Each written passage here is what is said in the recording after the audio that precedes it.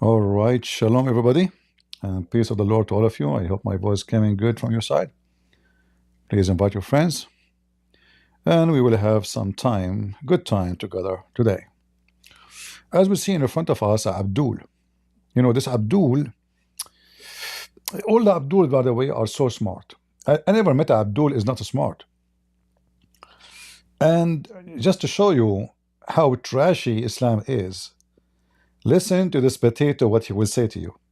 And by the way, your beard is so funny. I don't know, guys, if you notice. This guy, he shaved all his beard, he shaved everything in his face, and he let the hair growing under his neck. Look like a goat. Anyway, Abdul, what do you want to say to us? I hope you have something serious. Tell us what happened. Go. Islam, shirk, or associating partners with Allah subhanahu wa ta'ala is the worst sin ever. So the funny is that Muslim, they say that shirk, which means associating partner with Allah, is the worst. But they are the one who cannot say the name of Allah without associating the name of Muhammad with it. Which means all of you Muslims are a bunch of mushrikeen. In fact, you don't worship Allah. Your God is Muhammad. Can you even say Shahada, that you bear witness that Allah is your God? No. You have to attach the name of Muhammad to it. This is why people like Rashad Khalifa defect from Islam and they created their own sect and they call you, all of you are mushrikeen, because simply you praise Muhammad. In fact, the name of Muhammad is a wrong name. Muhammad means the praised one. If Muhammad is the praised one, so who is the praised number two?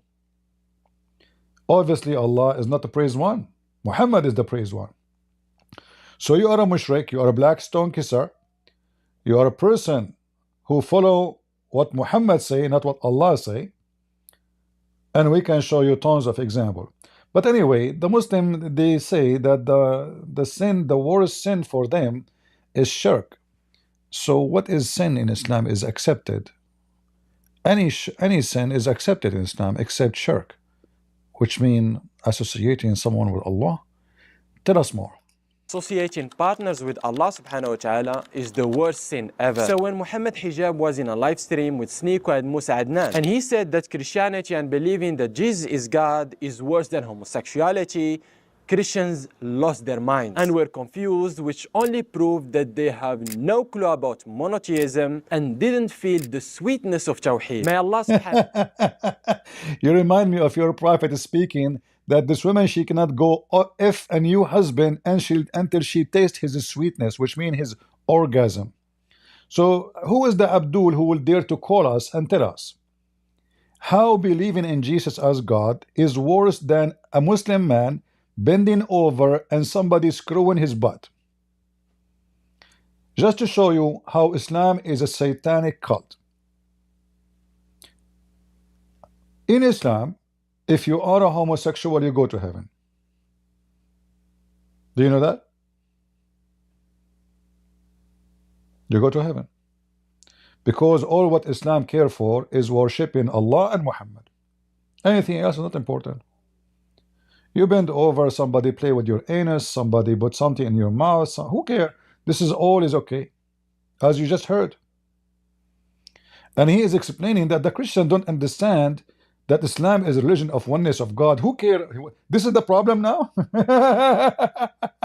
The problem is not his son being effed by a guy. The problem is he believes in one God.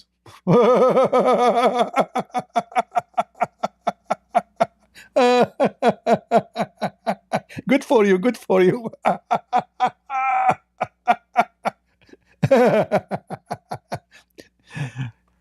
His son will make him proud. He bend over and he get effed by many guys, but he will never, ever worship anyone beside Allah. And you know, when the Muslims, they speak about worshiping one God, shouldn't we examine first who is this stupid God you worship? The God who made the sun set in murky water?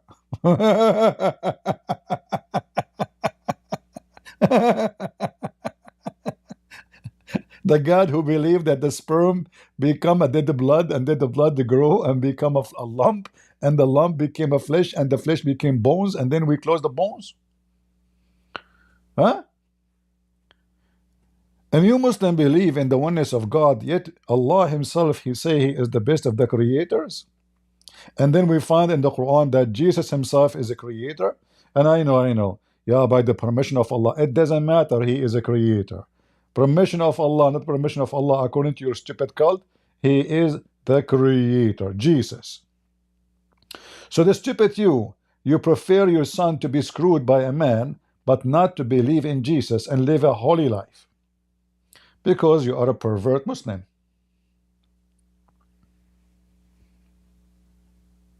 This is who you are. Do we have any Muslim would like to join us in Discord? Let us share our screen in Discord so people they can see.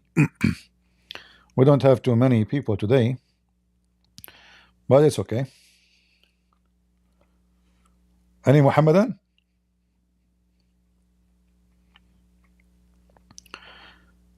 When Abdul he speak about monotheism, he think that he have something unique. In fact, we are the monotheists, not you. Because your monotheism is fake, does not exist. First of all, there's no proof of the existence of so-called Allah. Secondly, you believe in Tawheed, not monotheism. Tawheed means unification. If you believe in monotheism, you will never use the word Tawheed. But because those donkeys do not know Arabic, they think that using the word Tawheed mean monotheism. Do we have any Muhammadan would like to join us? Anyone? All what they have in this religion, they go around, they speak, we have monotheism, monotheism, monotheism. Okay, Abdul, you have monotheism, but as you said, you go and you are a homosexual, you go to heaven in Islam. You are a rapist, you go in heaven in Islam. Your prophet himself is a child molester, and he's a rapist, and he's a thief. In fact, even Muslims accuse him of stealing underwear. So when the Abdul he speak about monotheism, we laugh. Who care if you worship one God or trillion God? The question is your God is good or bad? Is your God is exist or not? Explain to us more, Abdul. Guide them to the truth. Inshallah, in this video I'm going to Inshallah, this stream inshallah. and of course explain how polytheism and shirk are the worst sin ever and how Christianity is polytheism. So without wasting any time, let's watch the clips and come back. Right, and you see what happened at the Olympics where they disrespect Jesus, peace be upon him? Yeah. And he said, you got to Look at the scumbags speaking about in the Olympics are disgracing Jesus, peace be upon him. But you Muslims, you believe in someone. He said that the mother of Jesus will be in his bed. So who disgraced Jesus more, you or those bunch of gays? In the same time, those who disgrace Jesus are gays. And then what you do? You say, well, being a gay is way better than being a Christian.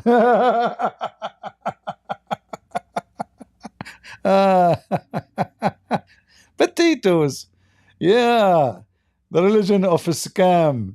We love Jesus, but we want to kill the Christian. We love Jesus, but we want to burn his churches. We love Jesus, but we want to spit on the Bible. We love Jesus, but we want to rape a Christian woman. We love Jesus, but we make fun of Mary. We love Jesus, but Mary, she will be in the bed of Muhammad. We love Jesus, but Jesus did nothing. His book is gone.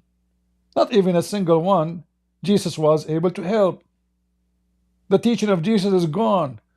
You are a bunch of hypocrite, coward liars. Who is a Muhammadan would like to join us? Anyone? Don't forget to share the link and invite your friends so we can get some potatoes. Any Muhammadan? You know, I'm worried about a guy. We don't see him no more. Ultimate Fort. What happened to Ultimate Fort? I hope he was not, arrested for something. Remember, he lived in, I don't know. Maybe the health department, they check his house and they found what is in his hole. And look at Mimi Hijab is wearing a Turkish hat. The slave of the Turkish.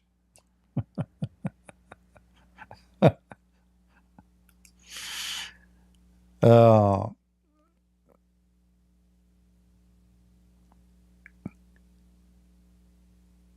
Muslim deeds believe that Jesus will break the cross. You know, like this is if I show you this statement from Muhammad, you will see how stupid Muhammad is. According to the Muslim, Jesus is going to break the cross and kill the pig. Hmm?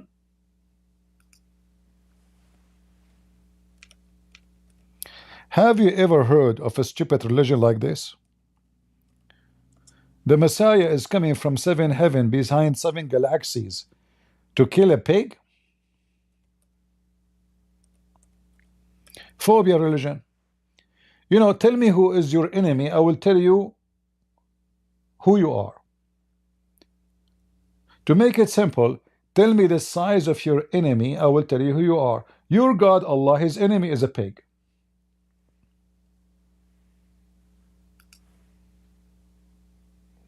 This is your religion.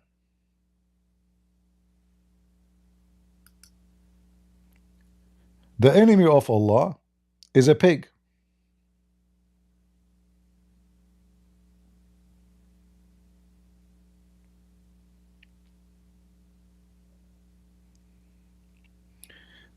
Just to show you a prophecy about Muhammad, to show you that Muhammad is a false prophet. This is a prophecy made by the stupid Muhammad, saying the following: I heard the Messenger of Allah say, you will make secure peace with the Byzantines. Then you and they will fight an enemy behind you, and you will be victorious. Take booty and be safe. You will then return and alight in a meadow with mounds, and one of the Christians will rise the cross and will say, the cross has conquered. One of the Muslims will become angry and smash it, and the Byzantine will act like the battle will start, and this is supposedly the end of the time. So Muhammad is claiming that the Byzantine, before the day of judgment, this is like that's it, the judgment day is coming. The Byzantine and the Muslim, they will have a war.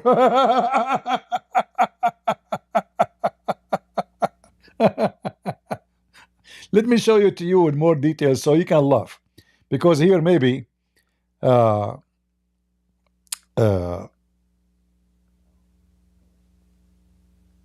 maybe here it's not clear.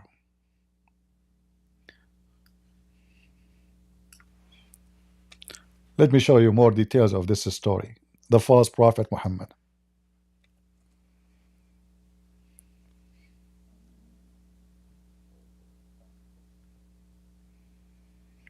This is your prophet Abdul. All those hadith are accurate.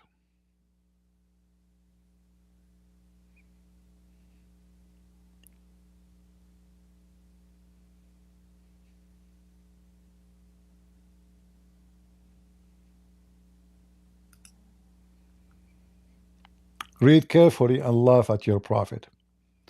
Do you see it says, this is in the day of resurrection.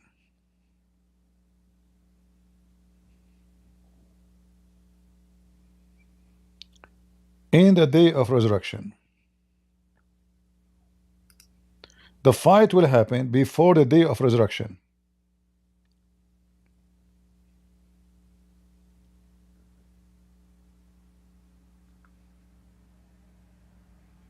All those stories in front of us. In fact, Muhammad, he made it clear that according to him, the majority of mankind before the day of judgment will be the Byzantine, the Roman. This is how false Muhammad is.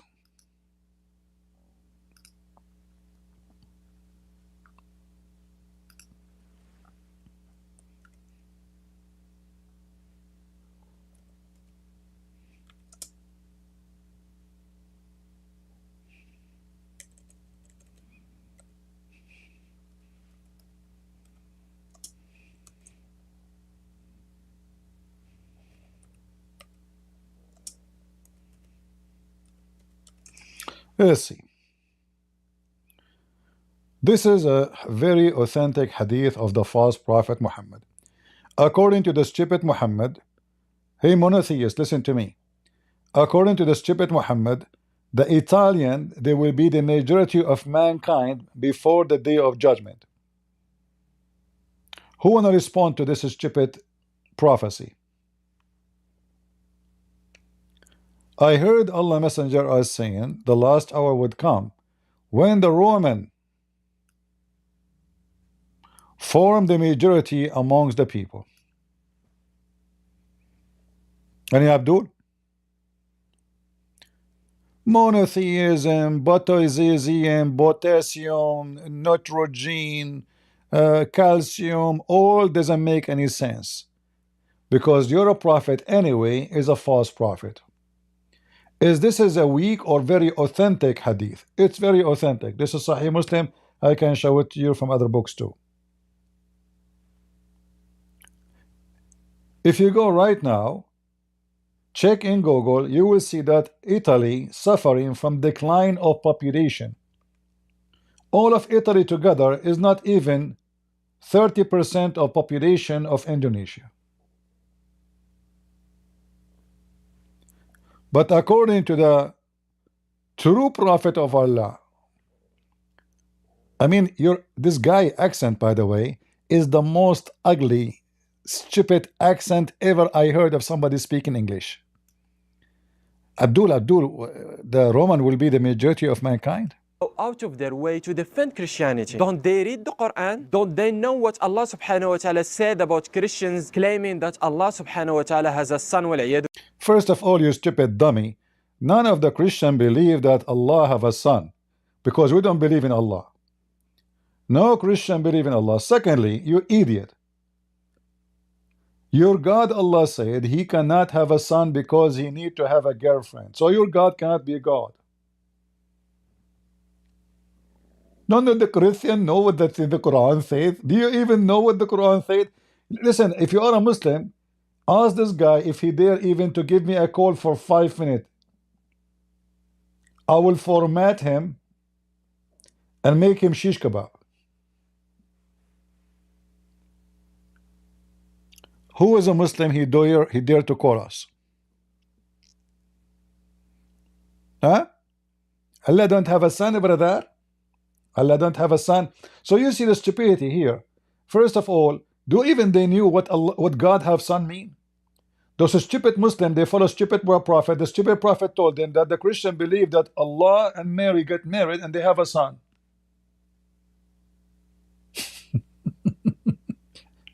So how the God of the Quran respond? He says, how I can have a son if I don't have a girlfriend?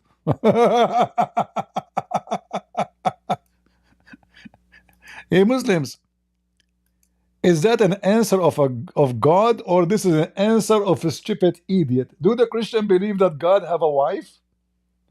Is that how you refute the Christians? This is your smart potato God.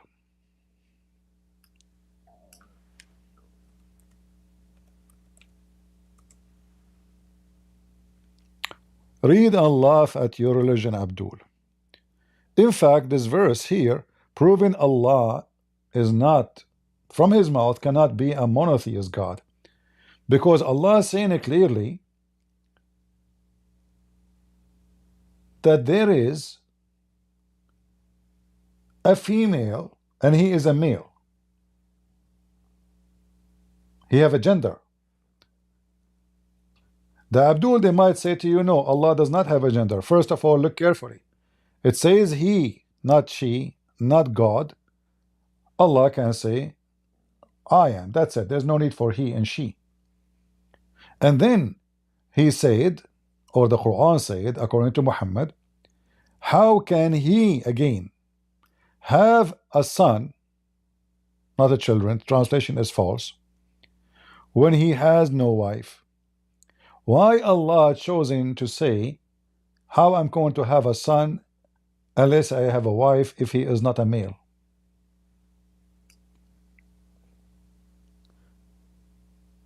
When Allah he says, why he chose a male? Why he didn't say a partner? Why not say a husband? If he say a husband, that means Allah is a female. If he say a wife, that means Allah is a male. Otherwise, Allah is a male, or someone have no gender, and then he says, how I can have a son if I don't have a girlfriend? Well, this is not the only obstacle. You're not a male. That's stupid. So what the God of Islam is saying to us in this silly phrase, which is created by Muhammad, that Allah cannot be God because he cannot have a son unless he have sexual intercourse with a female like him.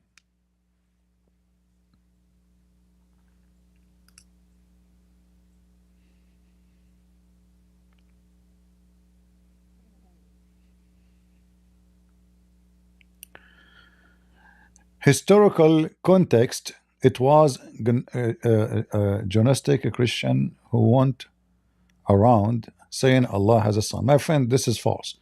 There is no Christian believe in Allah anyway. Secondly, they don't. So what does that mean? You know, they believe God have a son. If you say Allah, we don't believe in Allah. If you say they say God have a son, well, we have a God have a son, yeah. Jesus is God, you know, the Son of God. So what do you mean? Here, you see, the Quran is answering who exactly? It doesn't matter who is answering. Let us see, he's answering false Christians.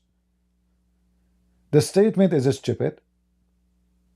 The statement proving that he do not know what the Christian believe. Like, we know that Allah, he is talking about, or Allah, Muhammad, I mean, he is talking about Mary.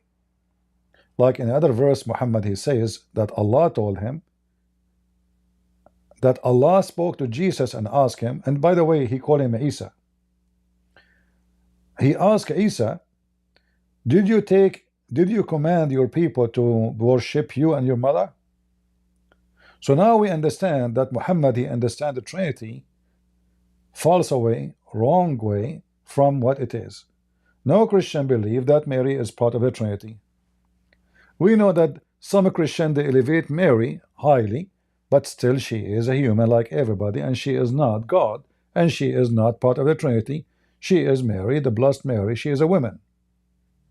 Regardless what they call her, you know, the Queen of Heaven, all those names, which is a fabricated names. The Bible call her the blessed Mary, and this is what we go by. So when Muhammad, he says such a statement, it's clear that he do not understand what Christianity stands for. And it's clear he don't understand the nature of God and what God can be and what he cannot be. So if Allah cannot, look, the same verse is contradiction. How he is the originator of the earth and the heaven, yet he need a wife in order to have a son. What does have to do with this? You are God, supposedly. Who need a wife? Why you need a wife? A person who need a female with him is a normal human being, or even an animal, or even plants. Plant, there is like pollination. So male and female exist almost in everything around us. But you are God. So how you say you are the generator of the earth and the heaven, and then after all claiming that created everything around us, yet you cannot have a son without a wife? Isn't it this is a clear contradiction for your ability and your title as God?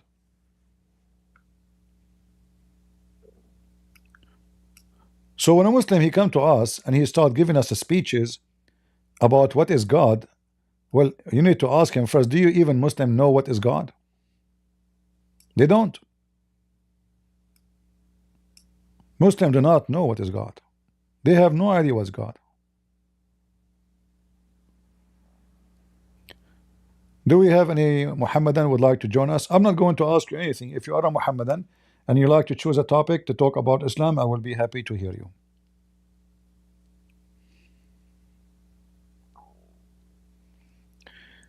If Allah is a physical body, yeah, well, Allah is not if. Allah is a physical body, according to Muhammad. Right? It's not if. Allah is a physical body. And the Quran and the Hadith confirm that he is inside the space and time. Like, isn't it the Quran says that Allah, when he created the earth, he rose up to heaven? So what he was? What he was? He was on earth. When we say he rose up, isn't it clear description of movement from point A to point B? What is point A? The earth.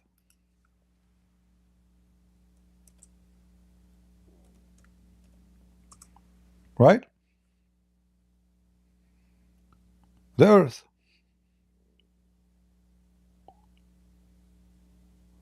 So when somebody I'm not sure why this is showing twice. Let me see.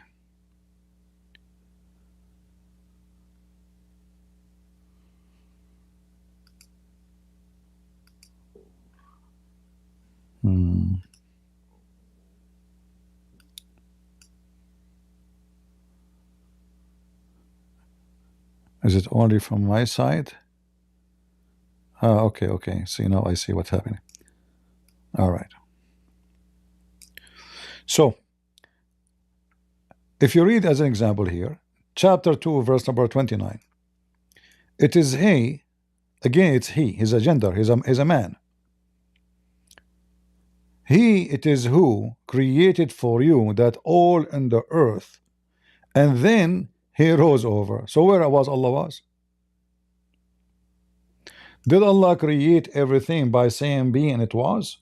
Or he have to go down to earth? And if he go down to earth, what he was before, if there's no heaven yet?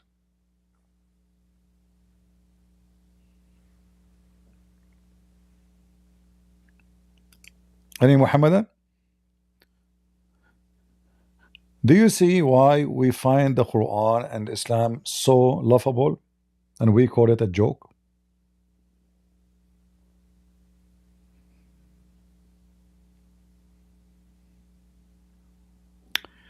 Why you delete your live stream, coward? Donnie, the coward is you, because you people keep flagging my videos. However, if you want any stream, you can find it on Rumble. It is a Rumble. However, if you don't know, people download my videos immediately, and you will find them in every channel you like. My stream never been downloaded. My stream is more preserved than the Quran.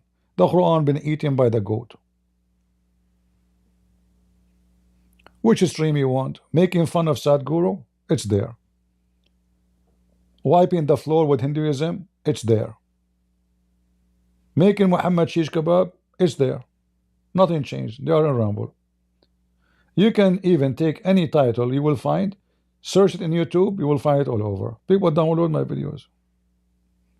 Not like your God, Allah. Nobody can preserve the Quran. Who remember the Quran? Who wanna call me? I wanna hear the verses about breastfeeding for adult.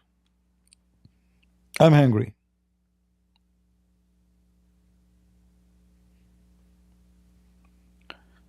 Any Muhammadan? One of the most beautiful conservative religion in the world is Islam. The women, she cover her head, she show her ass. You go in the Middle East, you see the women wearing hijab. Under the hijab there is a hat. Under the hat there is a hat. It's very important, brother, not to show your hair. And then the jeans is going inside her vagina.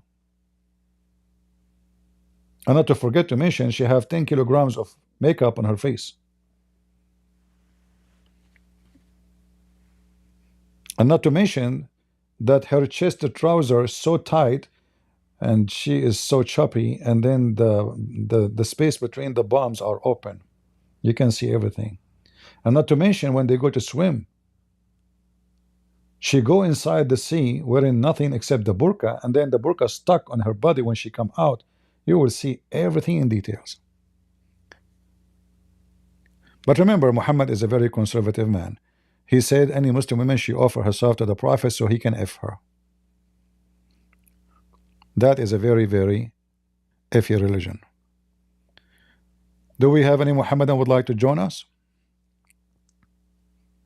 Until now we have zero Abdul. Why? Huh? What are you afraid from? Remember, Allah is in your side. You should not be worried about anything. Correct?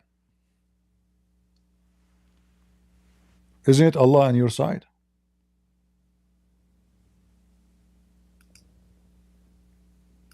Or maybe He's not anymore.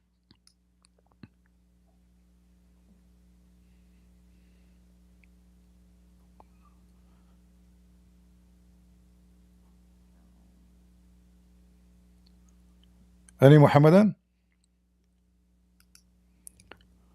So Allah, He cannot have a son unless He have a girlfriend. Well, Allah is limited. He cannot have a son like me. For me, in order to have a son, I have to have a woman. Okay, we understand that. That because of our limitation. Allah is limited. Allah cannot make things happen without having a wife. Is that correct, Muslims?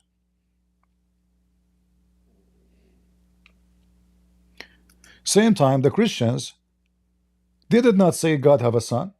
No, they did not. Jesus said, I am God's son. It's not the Christians. So you Muslims, again, you are stupid. Same time, Jesus, He proved who is He. I can say I'm God's son. I can say I'm God. People will laugh at me. But if we look at the religion of the garbage of Muhammad, we will find that the one who is just a prophet, according to the Quran, he created from the mud living creatures. So he's a creator. What else? He can resurrect from the dead anyone by commanding the sand. So what is left for him to be God? He create, he give life, and he resurrect. But isn't it this is what God do? Can Muhammad do what Jesus done? Have done? No. Can even Allah do what Jesus done? No, there's no proof of such a thing. Talk is cheap. Show me one proof that Allah can do what Jesus did, anything Jesus did. Jesus give life to the dead. Jesus create what is not exist. He create what is not exist. That is Jesus. Jesus can create eyes for the blind. Jesus can give legs to the one who cannot walk. What Allah can do? Any Muslim? Even the God of Muslims, when he wanted to forgive Muhammad, he was praying to other God, asking him for forgiveness. Isn't it this is your Quran? Read carefully.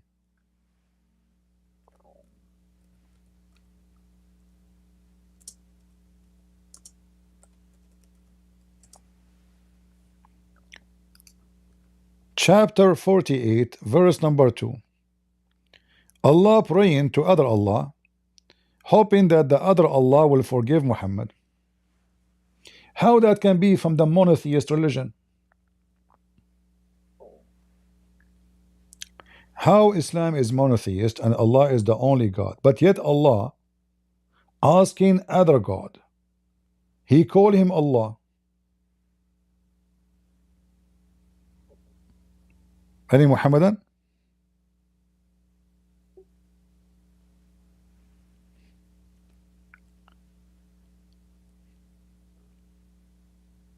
Who is a Muhammadan would like to tell us how Allah is?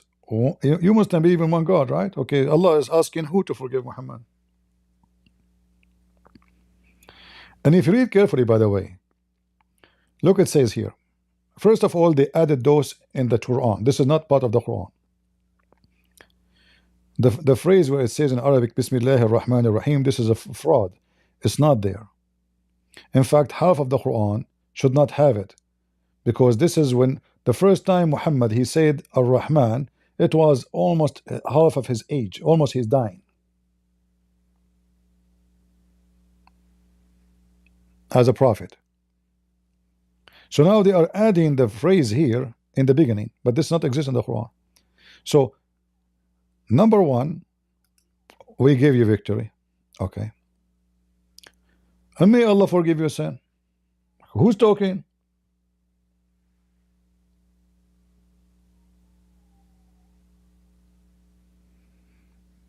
Any Muslim? Who's talking? It's obvious that the stupid Muhammad, he forget to switch. He is fabricating Quran, and he is saying, may Allah forgive your sin, Muhammad.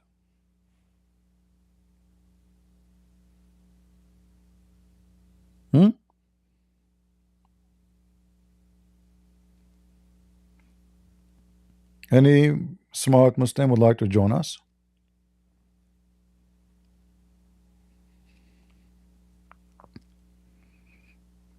Anyone?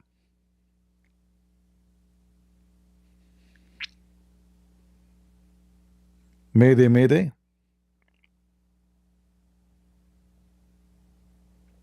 May Allah forgive your sin, Muhammad. Can you find me in the Quran where it says, may Allah forgive your sin, Jesus? Muslims? Why Jesus never has sin in Islam, but Muhammad is full of sin? Remember, Muhammad is the most honorable person according to Muslims, not Jesus. Is it possible that the most honorable person is the most sinner person?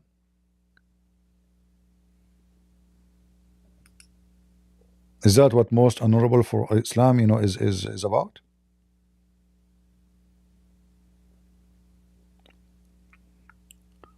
Bad screen?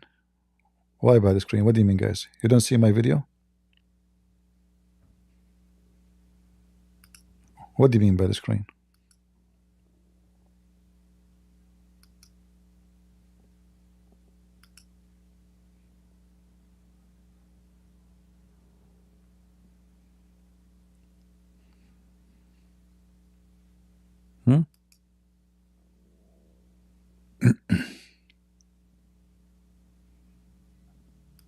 Any Muhammadan?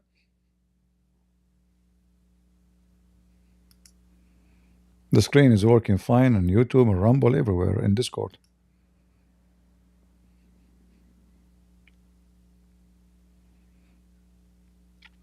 Who is a Muslim can show me where in the Quran it says that Allah said to Jesus, may Allah forgive your sin, Jesus? Why Jesus never have sin? And why Allah making a wish, making a supplication to someone else, he called him Allah to forgive the sin of Muhammad?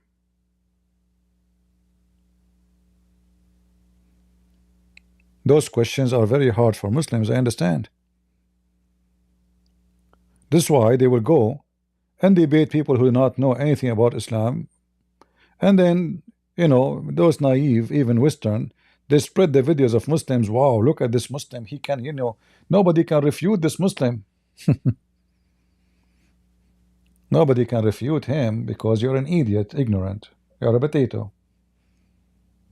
They take advantage of your stupidity. You know nothing about your religion, so they can fool you.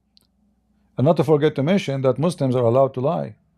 In fact, the Muslim believe that the shield of Islam is lying. They call it taqiyya. The shield of faith is taqiyya. What is taqiyya? Is to lie, to protect. So somebody is asking a question, he will prove Islam to be false, he will lose the argument. You are allowed to lie to protect Islam.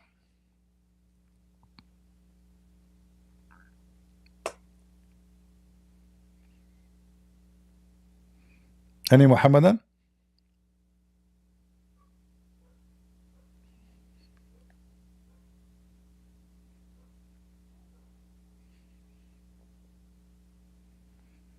Who is a Muslim?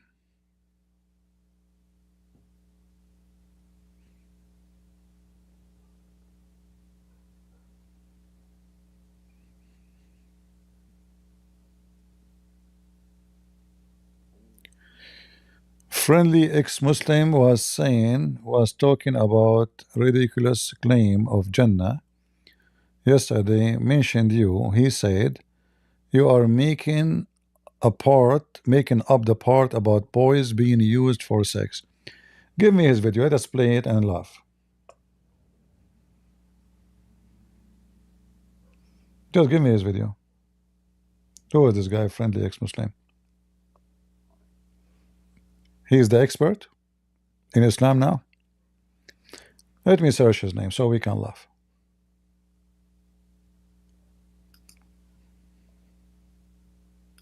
Is that the atheist?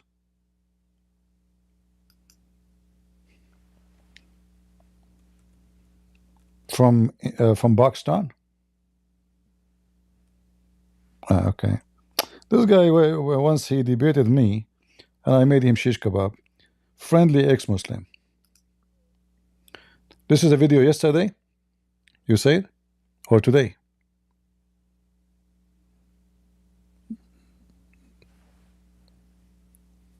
When was his video? Yesterday. All right. Well, the video is 2 hours and 21 minutes. I cannot play it all. You have to tell me where. Just to show you how ignorant people are. You see the Quran, yesterday we played for you that the Muslims in heaven, he can have whatever he wishes. Is that correct? Whatever he wished for. Correct? Now, if we go in the Quran, it says in the Quran that around them there will be boys like pearls.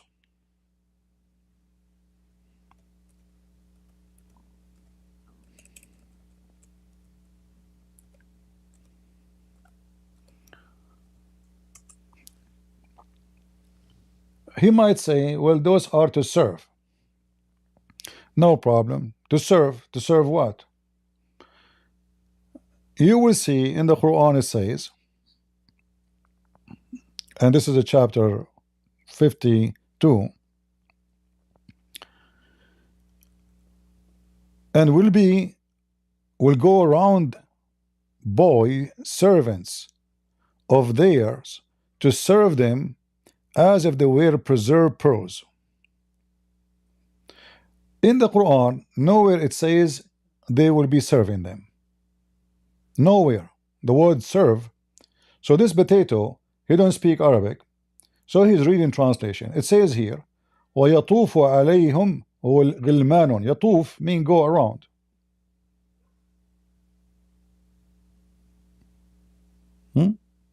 Like I go to visit from here to here to here to here. So let's say there's 10 Muslims. I go to visit the first one, then the second one, the third one, the first one. But what they are doing there, we will find out.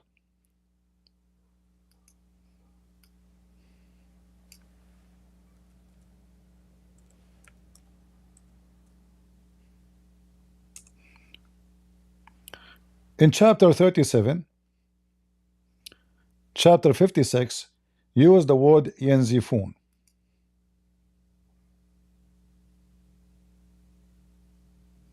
Here it says what they are doing supposedly. They will go around them, and they have with them cups and jugs and glass flowing wine. And they will not, look what they translate here, they will not have headache and they will not bleed.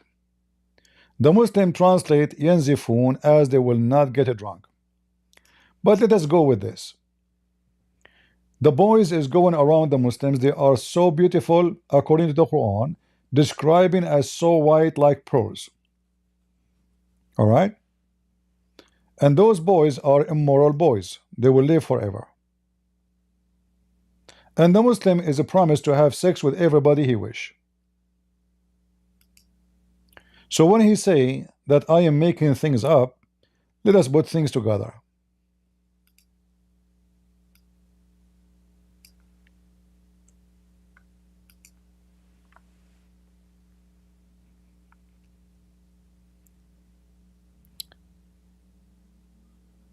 You remember the hadith yesterday we showed you? about the Muslims, they will go and have sex with images.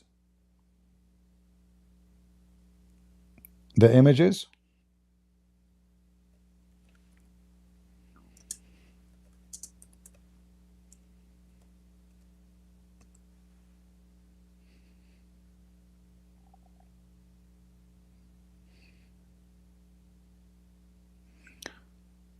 Let us put the hadith in the screen. Give me a second.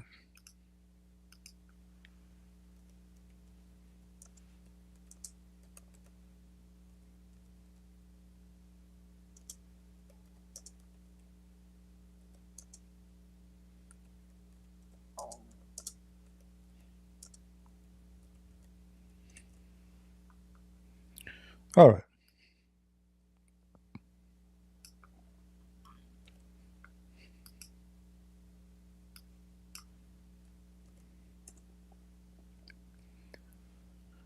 In the heaven, there is a market where is no buying nor selling except images of male and females. Do you see it? And if the man he wish an image, he enter it and he have sex with it. All right. So now we confirm that in the heaven, Muslim men are not forbidden to have sex with male with male, or male with female, correct? Do we confirm that? All right. So now this is a bazaar. Here, this is a market. The Muslim, he will go to the market and he have to spend money to buy. As you see, there's no buying, no selling, except, so it is buying and selling. So you have to spend money. All right. We go back to the Quran. The Quran says whatever you wish. So now we confirm that it's not forbidden for you to have sex with males in heaven, correct? The story in front of you. Going back to the Quran, we have those boys. Those boys are so pretty.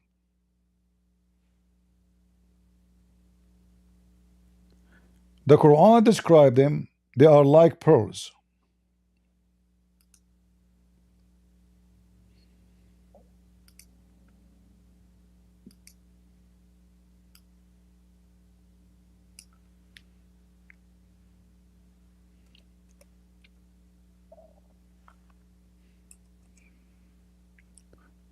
So what the purpose of those? Remember, in the heaven of Allah, you do not need a servant because anything you wish is going to be in front of you ready, even food.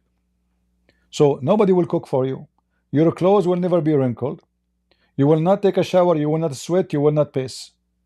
So what the boys for? Just going around with the cups for the wine? Read carefully.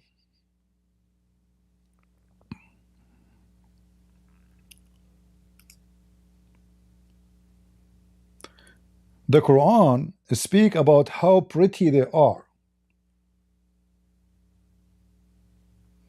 And then Allah is making this as a great promise. Those Muslims, they will spend their day having drinks and drinking and having fun. And then those beautiful boys going around them. So what they will do? If the man will go and do shopping for sex with images of male or female, and those are the boys around them, and they will not bleed.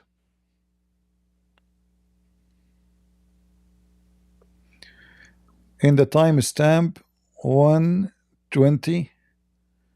Okay, let us go to 120. All right. Problem.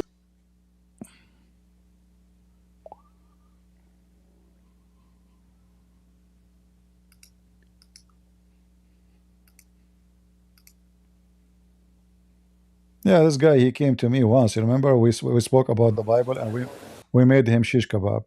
I told him the Bible says the earth is a sphere or a circle. He says a circle is flat. Okay, let's go to 120. 1.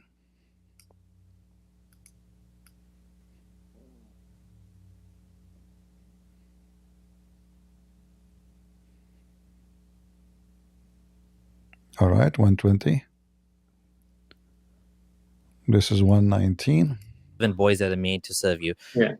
It's interesting though. Here it says by Ibn Taymiyyah, he was asked about this, and he says the boys will go around among the people of paradise who are created for paradise. So they were created for paradise. Right. They're not from before. Yeah. They're not the children people of this world. So they're kind of like Huris. Rather, if the children of this world enter paradise, they will be given a perfect form like the other people of paradise in the form of Adam. Okay. But then Ibn Qayyim says it is most likely that these boys will be created from paradise, like Al-Hur al-Ain, as servants for them. They're not their children. By Allah's grace, He will cause their children to be served alongside them, not to become servants to them. Like I was mentioning earlier, it doesn't make sense, right? Yeah. But yeah, like I said, it's just to show that the origins of these boys is very conflicting and vague. I want to say that, again, this is a common attack made by certain types of people. And the type of people like Christian Prince. And I just want to make it clear that when you do this, you are creating a straw man of Islam. When you are saying that this is a sexual thing, no Muslim is ever taught this, okay? No Muslim, no scholar, look at... Just to show you how stupid he is, no Muslim agree that the sun set in murky water. Do they agree? Even though we showed them the hadith Muhammad saying the sun set in murky water.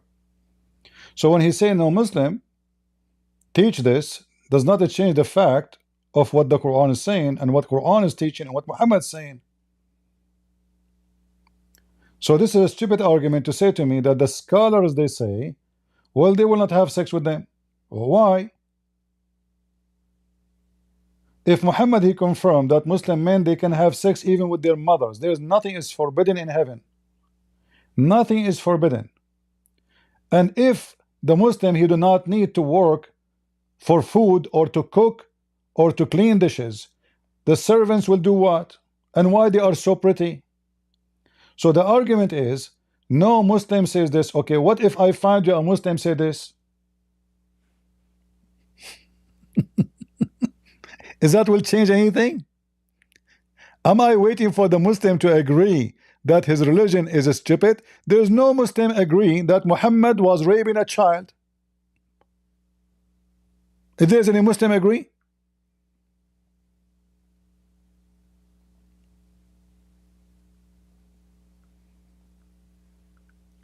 So the logic is so stupid. And by the way, I did not say that Muslim they will have sex with the boys. I say that Muslim they will have sex with anything. Not necessarily. So this guy is just fabricating things about me. Since, last time he spoke to me, I wiped the floor with him. He's upset. Certain kind of people like Christian Prince. And he's waiting for them. If there is any Muslim agree with you about what you say, anything, Mr. Ex-Muslim.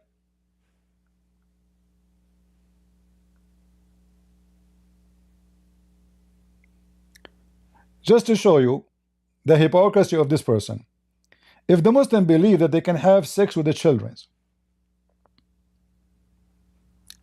and he himself, he made videos. If you go to his channel,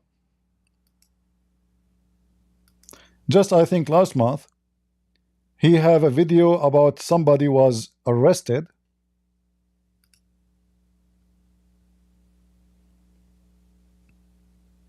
for having sex with a child or something like that.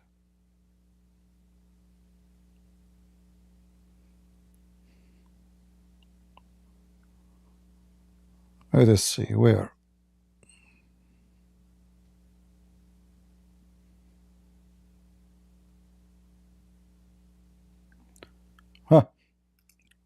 Our diseased and homeless and broken family society, that's the one that's going to judge the character of prophets.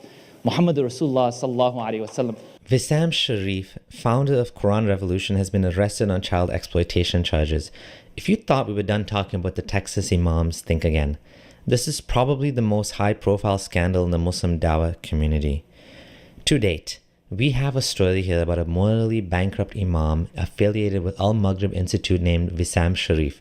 He has federal charges brought against him for producing explicit videos of minors. The crime is heinous, and what you're about to learn about him is disturbing beyond measure. To be honest, I really didn't want to make this video, but awareness needs to be made about the scandals happening within these organizations.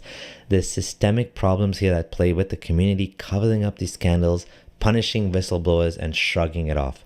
Let's get into it. So anyway, he will show you a Muslim, and he is a sheikh, and he is a pervert as usual. But this is, according to Islam, is not against Islam. I can go right now, and I can find you that even those boys, they will be wearing earring to be pretty in the heaven. Why? Why the boys will be wearing earring in their ears? Because they consider them females. They are feminine boys. That's why it's called in Arabic ghulman. This either you do not speak Arabic. The word ghulam is coming from ghulma. Ghulma mean horny. Horny.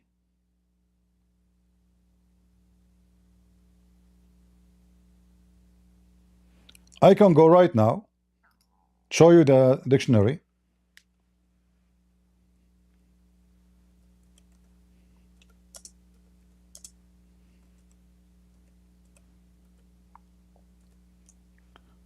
So those boys are horny for what reason? Why they are called horny?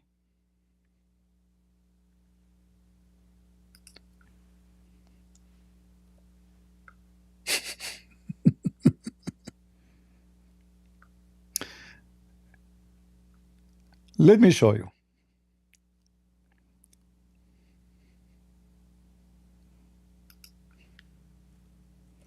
Just to show you that those stupid people who do not know a single Arabic word, and they have no knowledge, how they try to teach someone like me. Oh, this is Andrew Tate with his girls. Leave it here. Maybe we can put it there later. This is the Islamic dictionary. Not this potato from Pakistan, do not know what he's talking about. And this is the word ghulman. I will use, hold on, let me switch to other browser, because this one I cannot translate. Let me open it in other browser. You guys, which browser you see? Okay. Give me a second. I will switch. In Islam, shirk. Oops, this is not what we want.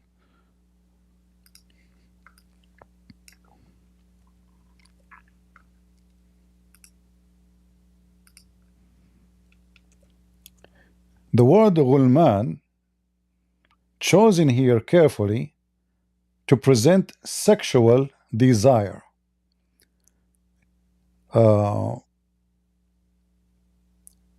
see my screen right now? Guys in Discord, you see the dictionary? So this is the dictionary. Read carefully. Al-ghulam بضم الغين, which mean you say ghulam. It's saying you how to say it. والجمع غلمان, which mean the plural name is غلمان. وأصله, and the origin of it, من الاغتلام. What is الاغتلام? The extreme desire to be if.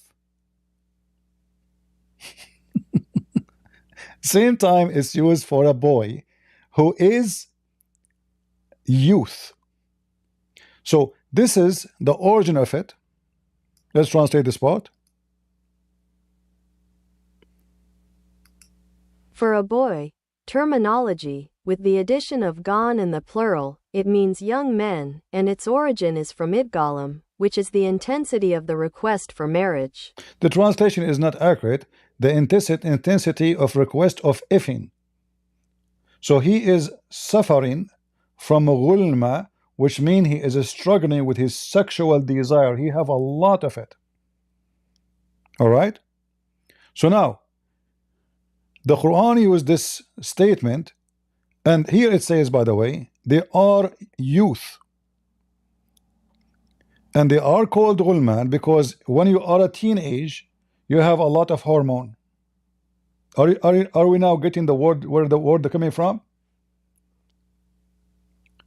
So when you are so young, but not a boy yet, you are not a boy. You see, translation of boys are not boys. It's not true. They are not boys. They are ghulman, which means they reach the age where they are so horny. They are not boys. All right?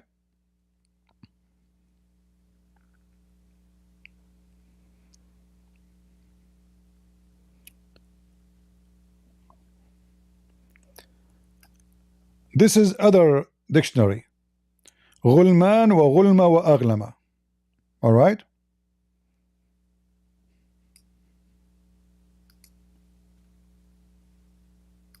Boys and girls and boys one boy, a boy who has grown up and is approaching puberty. See? So he is now in the age where a person is getting horny. And this is why Muhammad he's not saying boys. You see, translation of boys, you might think maybe they are 6 years old, 7 years old. No, those are youth, teenage boys.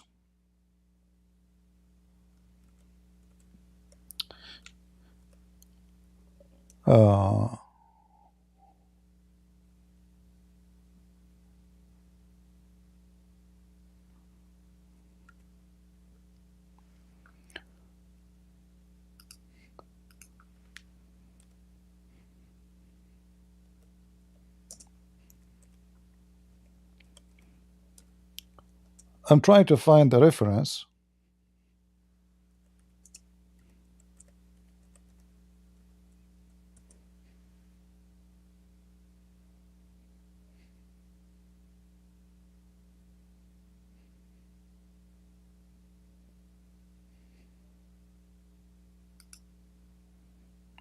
Give me a second.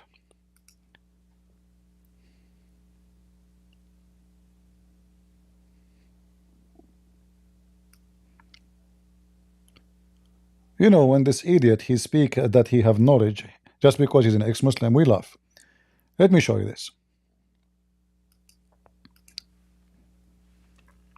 Even in this earth, Muslims, they don't oppose having sex with boys.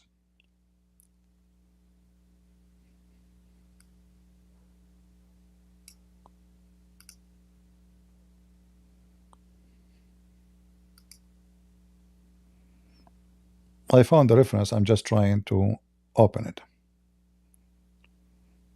It's taking some time. Let me try a different website. This one is not opening.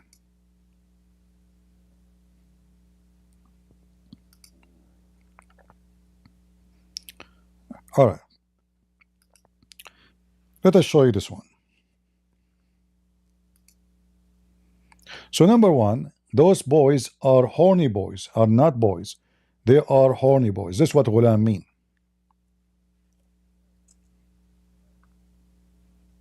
Now, by the way, the same word Muhammad he used for Jesus, showing you how stupid he is when he used it.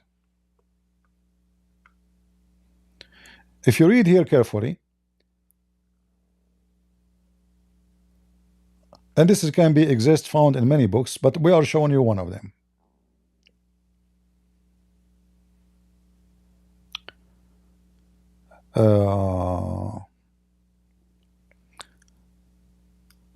فمن يلعب بالصبي, the one who play in a ghulam, in a boy, if he enter his penis in it, he should not marry his mother.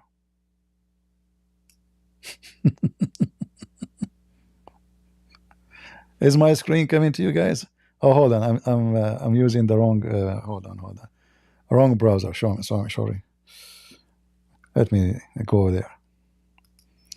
I have too many browsers. You see, there's a browser I use to translate, and there's a browser I use. This is a Brave. Okay, hold on.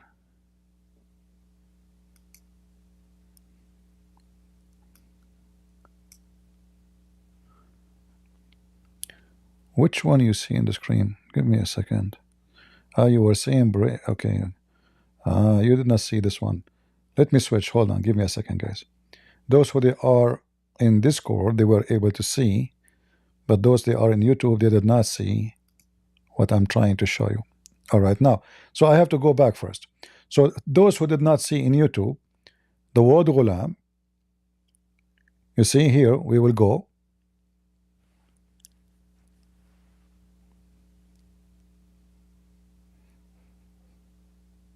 الغلمة بالضم. الغلمة, it is a sexual desire. Read carefully.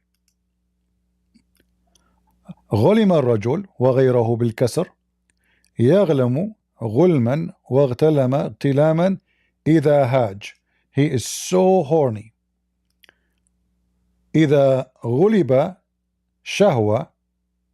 So if he have, like, his desire is out of control, his lust is out of control. This is what ghulam is coming from. All right, let us go back down to where the word in the Quran is as it appear.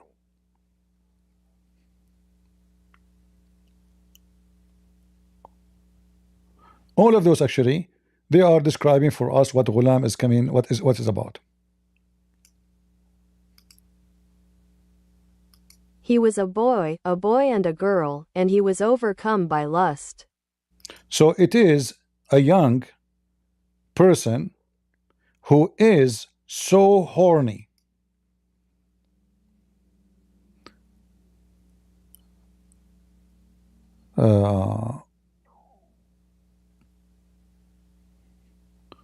Like even here they say that he passed the age of ghulmiya, which means he is not the same as horny as before. He became adult. Ghulamia, the condition of a boy. He passed the condition of a boy. All right, so here read carefully with me. الغلمة شدة الشهوة للجماع. Galgama, intense desire for sexual intercourse. So do you understand now when the Quran says around them there will be ghulman? He is not saying boys, because there is many words for boys in Arabic. We do not need to use this word because this word present specifically certain age and certain sexual ability. Are you with me? So when this potato, he claimed that, you know, what I am saying is false, you know, we laugh. This is not what the Quran is saying. The Quran used the word ghulman in this place to describe specifically a sexual desire and ability, not only desire, ability to do it. Are you with me, guys? So the word itself describe who are they, what are they for. So, but because he is a person who do not know, he's ignorant, he do not know how to read he's an ex-Muslim, I understand, but he know nothing about Islam except what translation came to him. He do not know what this word means. Now let me show you here. This is the Islamic fiqh, and this is the Islamic, which mean, let us say, what they call it, I don't know what the word to use in English, like the top scholars about what we should do in some cases. Read carefully. The one who play in a boy, I can be stupid like him and I can translate it as play. Read carefully. If I translate the sentence, it means play. Who is playing with boy? So in the appearance, there's nothing wrong with this. So what if somebody playing with a boy? No. When he is saying playing with the boy, he is saying, speaking about having sexual intercourse with the boy. So then, and then he continue. So the one who play with the boy and he enter it inside him, he should not marry his mother.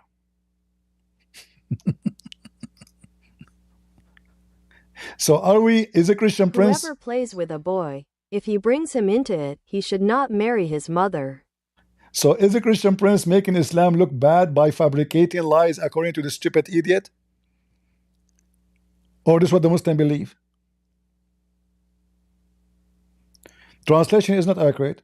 It says if he enter it in, which means if he put his penis inside him, then he should not marry his mother. You cannot F the boy and his mother in the same time. Haram, haram, brother, haram.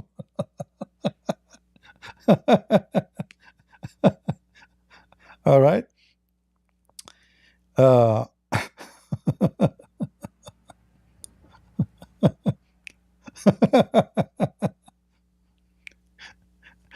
So when this guy he speak about knowledge, here we go. This is the link. No problem.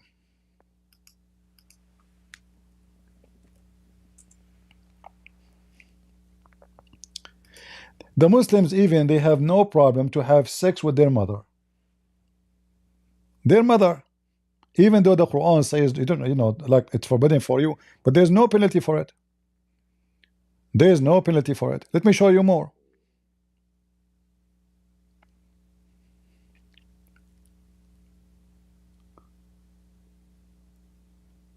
What if a man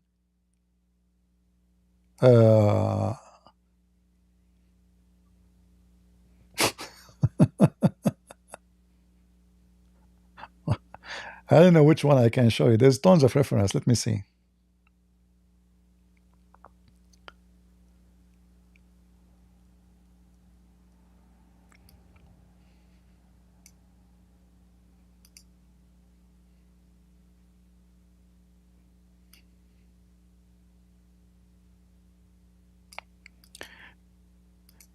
The highest authority sheikh of Islam, he said, if a person doing jihad for a long time and he did not have sex for a long time, it is lawful for him to have sex male with male to satisfy his needs.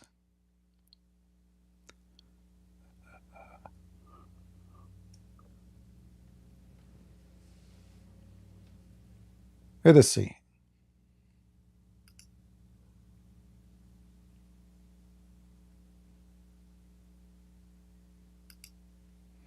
But anyway, this guy is just a sheikh. He is, I think he died just a few years ago.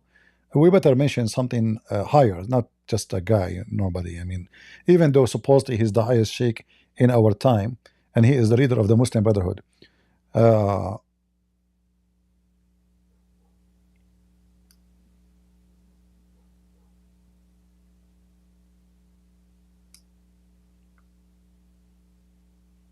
Let us see. I have reference about having sex with your sister, having sex with your mother, having sex, all of those stories. But we wanna focus on the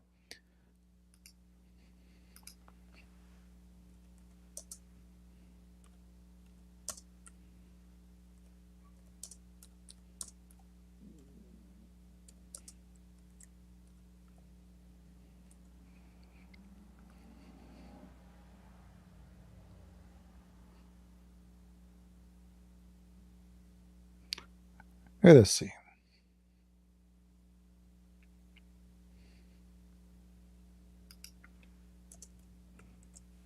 If you ask this guy, the ex-Muslim, ask him, is it lawful for a Muslim to have sex with his mother? He will say to you, no. I will show you it says yes, even though the Quran says it's no.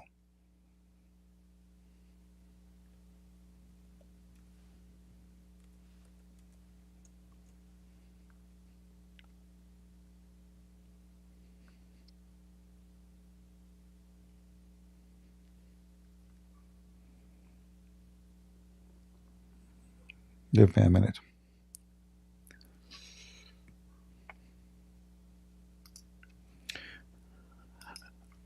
I don't know which sect he was, this guy, but this is Abu Hanifa, one of the highest. The Muslim Sunni, they have 4 Islamic sects.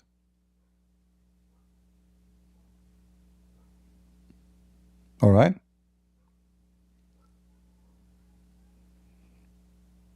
It says here there's no penalty if somebody have sex with his mother, regardless if it is he marry her or without marriage. How you can marry her? قال ابن حزم في المحلى. This is the name of the book. قال أبو حنيفة. Abu Hanifa said, there's no penalty on the one who did marry his mother, which gave birth to him, or his daughter, or his sister, or his grandmother, or his auntie, like the auntie from the other side, or the daughter of his brother, or the daughter of his sister, or even though he knew that they are his relatives, and he effed them all. Even he effed them all. There's no penalty.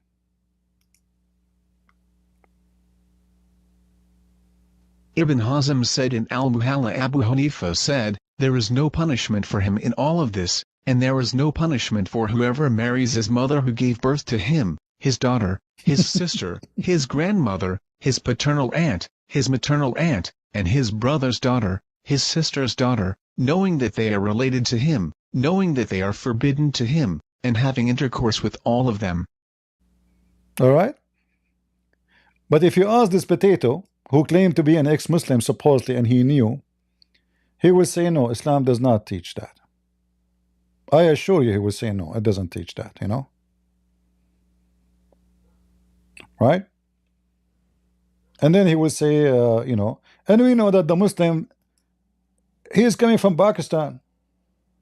This guy is coming from Pakistan, isn't he?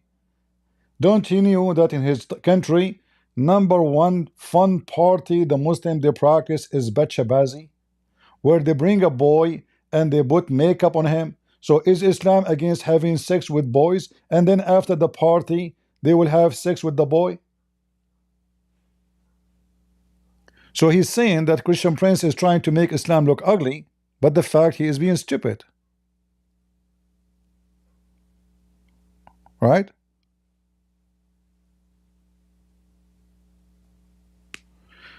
Middle Eastern Christian Prince watch mysterious. Yeah, this is. Do you want to watch? Here we go.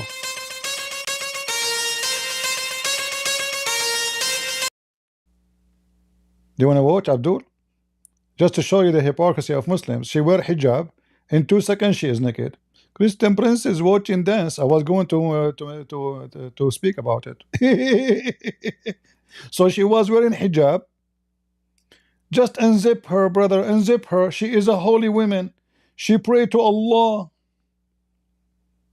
Unzip, unzip. Look the hijab. Look, she was wearing burqa.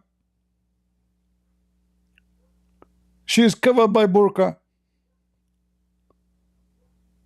And then unzip, brother. Unzip. Yeah, unzip. And then unzip. Okay. MashaAllah.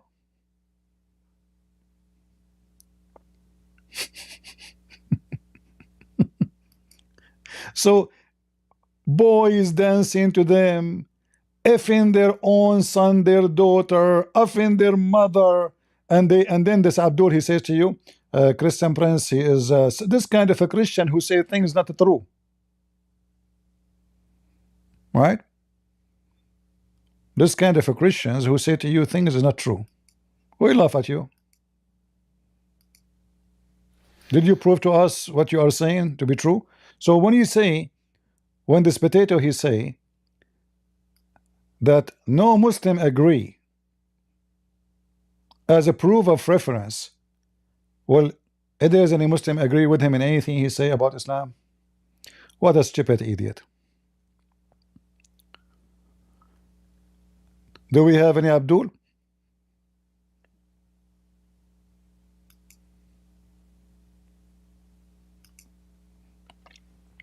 Who is Abdul want to join us?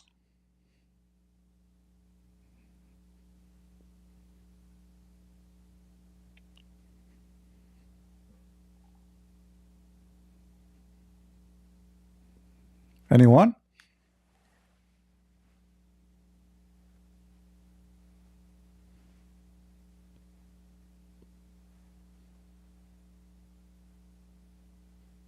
No, no, I don't care about what people say. You see, if I say something, I can prove it easy.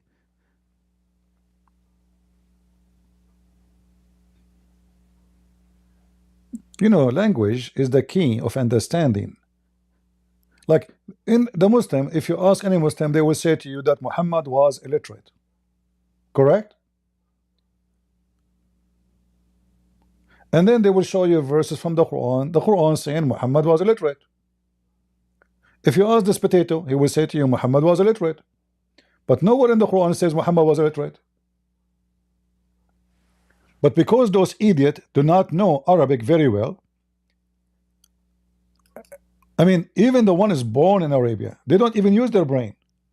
If you go here, just to show you, it says in the Quran, Muhammad al-Rasul al-Ummi. Al-Ummi is used today as someone is illiterate, but have nothing to do with illiteracy of knowing how to read, how to write. Even the Quran explained that, but they are stupid. Chapter 2, verse number 78 is telling you what the word Ummi mean. Ummi is a gomai. Ummi is a someone who do not know the book of God. Read it. And there among them, not the Jews, doesn't say Jews, illiterate people who know not the book. So who is the one who is illiterate? Is the one who do not know the book, not the one who do not know how to write and read. And then the same goes, chapter 3, verse number 20. Say to those who they are illiterate, huh? Say to those who they are illiterate, and those who have the scriptures. So the one is illiterate is the one who don't know the scriptures. Yet you go to the Muslim, he will say to you, Prophet Muhammad was illiterate. Like, where it says that? It says he's ummi. It says he is illiterate, which means he is ignorant about the book.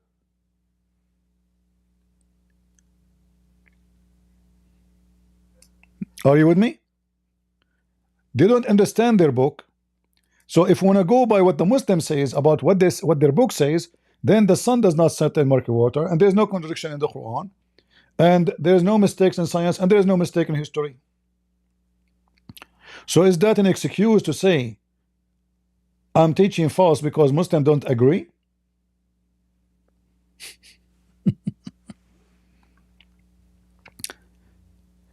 Chapter 3, verse number 75, it says,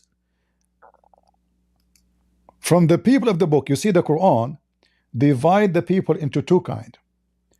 People of the book, which mean what? They are not illiterate. And the illiterate, who is the illiterate in this verse? The Muslims. So this verse contains two kinds of a group. One is the people of the scriptures, which mean the Jews and the Christians, and the illiterate. Who are they, the illiterate? The Muslims. See? Even the Muslim in their translation, they say the Arab. Do you see it? Does that mean that all the Arab do not know how to write, how to read? That's stupid to say. So the illiterate is called illiterate for anyone who did not receive the scriptures of God. Yet the stupid donkeys of Islam, they say to you, illiterate mean do not know how to write, how to read. Isn't it so clear for you?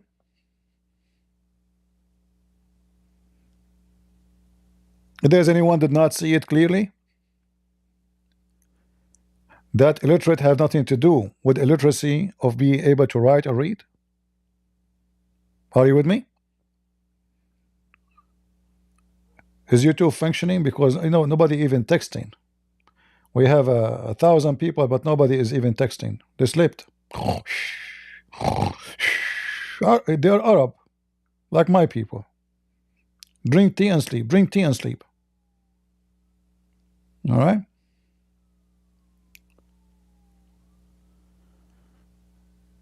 Chapter 7, verse number 157, it says, those who follow the illiterate prophet. Illiterate here is about Gomai. He is not from Abraham.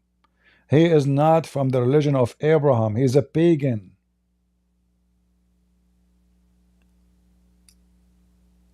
And look at the false translation of the Muslim. Those who follow the messenger, the prophet who can neither read or write. Where it says that? Where it says he do not know how to write, how to read.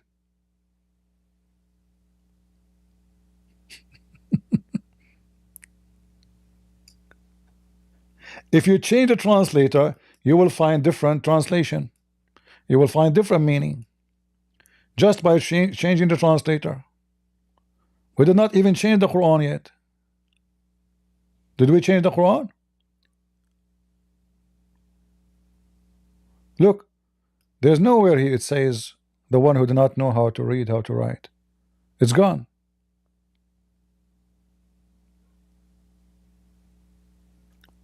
Those who follow the messenger, the prophet of the common folk.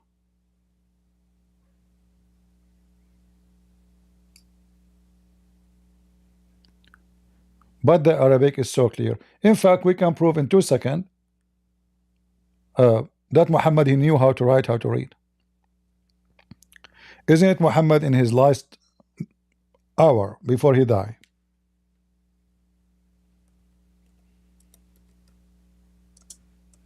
He said, bring me something to write for you.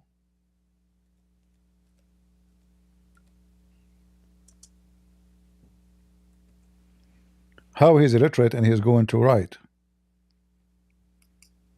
And this is authentic. Muhammad, when he is dying, he said, bring for me paper and I will write for you. He did not say bring for me a writer. Bring for me a paper and I will write for you a statement which after you will never go astray. Do you see it? So do Muhammad knew how to write, how to read? In fact, when the angel came to Muhammad and he said to him, read. Read does not mean recite. Read mean read. Read. How we do not know how to write, how to read? The first thing Allah supposedly said to him through the angel Gabriel, he said to him, read. The Muslim, they say, this is mean recite. No, it cannot be recite. Because recite mean recite. Something from your memory. That means Muhammad fabricating Quran. The story of the angel is false. So the angel just came to him and he told him read. That means you have to give him something to read. If the read mean repeat, which is stupid to say, because it's not. Read is not repeat. We have words in Arabic for repeat. If the word repeat is what is meant, when Muhammad he says, I cannot repeat, he just did. The guy just said to him one word, Iqra. So even this one, they could not understand it. They are stupid. When you are a Muhammadan, you are stupid, guaranteed.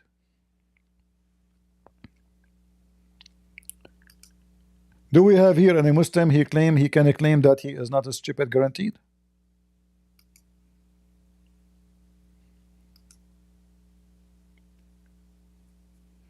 Anyone?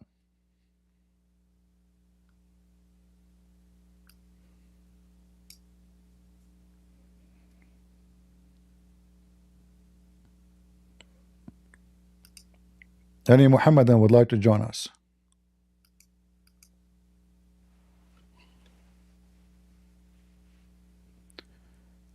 Assalamu alaikum wa rahmatullahi wa Wa barakatuh. alaikum assalam. Hiya, how's it going? Can you speak louder, please? Hello. All right. What do you like to say to us, my friend? I want to debate. Don't know, bring me something. That's wonderful. Okay, you know what? I'm not going to ask you any question. You tell me something so powerful about Islam to prove Islam to me. Right. So I had this experience. So saying hi to Lisa. Lisa look as well. So yeah, I had this experience. I'm a bit nervous, by the way. Can you speak louder? It sounds like you are talking to yourself. Hardly I can hear you. Sorry. Hang on. Either increase your volume or get the microphone close to you. Yeah, I'll try. So I had this experience with the Quran. I was with a bunch of. So there was this like a funeral gathering. It was a funeral, but it was like gathering of people. So yeah, everyone prayed in the mosque, and then we all went to a church to gather to talk about this person who died. And then everyone was there, everyone was anxious, everyone was waiting for it to start. And then someone recited Quran, and it was just like the best way to just like calm everyone before the event started. I thought that was cool. It's nothing like to do with hadith or Quran in and of itself, but it was cool. Yeah. So this is how you prove to me Quran is from Allah, from God? Yeah, it provides peace. Oh, okay. Well, I don't know. I hear Muslim. They go in the mosque. They listen to the Quran. They come back angry. Allahu Akbar. They want to kill everybody in the street. So people, they listen to the Quran. They have peace since when? Let us go for that. As long as you mention peace. Did the Quran encourage you for peace, or the Quran says cry not for peace? Cry not for peace. Yeah. It aims for peace, even if it means to go to war, to strive in the cause of Islam. No, can you sign peace like now today? The Israeli and Hamas, they sign a peace like a ceasefire. Yeah, ceasefire. Yeah. Can a Muslim cease fire and go for peace, or he should not do that unless he is a loser? I think ceasefire is a good way to get peace. See, the Israelis are very strong. But I want to listen to me. I want to listen to me carefully. If a Muslim, can Muslim prefer peace over war, or he will go to peace only if the enemy can beat the hell of him?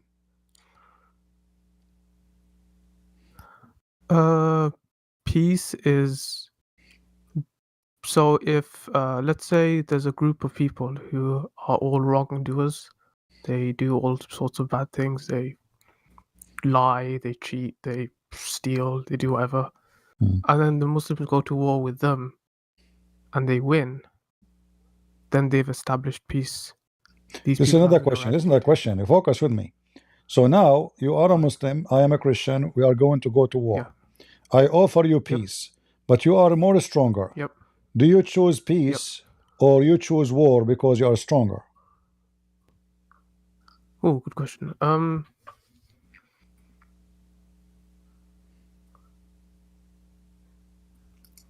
Which one you choose?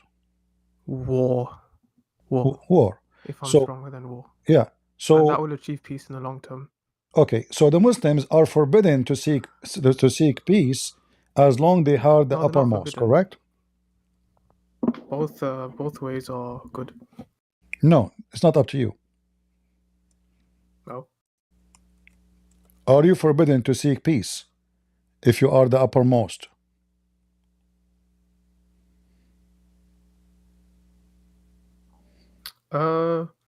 See, peace, your idea of peace is like peace through mutual agreement, but then our peace mean peace, no war. Peace mean peace. No, peace mean peace. War. You don't fight me, I don't fight you. Leave me alone, I leave you alone. Is that an agreement? No, the Muslims, the Quran forbid that. The Quran call you to kill and fight as long you are the uppermost. So if the enemy is stronger than you, then you bow down and say, yes, sir, we will go for peace, correct? We'll bow down and go for peace. Bow down to who? I don't understand. Yeah, like all of you Muslim now, you bow down to America. Otherwise, you will all do jihad against America, but you don't dare. America can wipe you out of existence. We don't have the physical, like, weapons. That's why we don't. What physical We'll weapon? We're just talking lose and about die in battle. the Quran That's says, chapter terrible. 47, verse number 35. Cry not for peace when you are the uppermost. Right. This caller is deceitful. Hmm.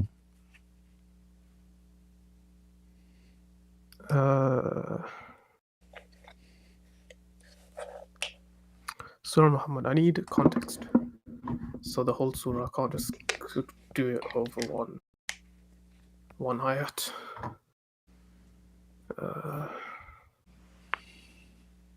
Surah Muhammad 35.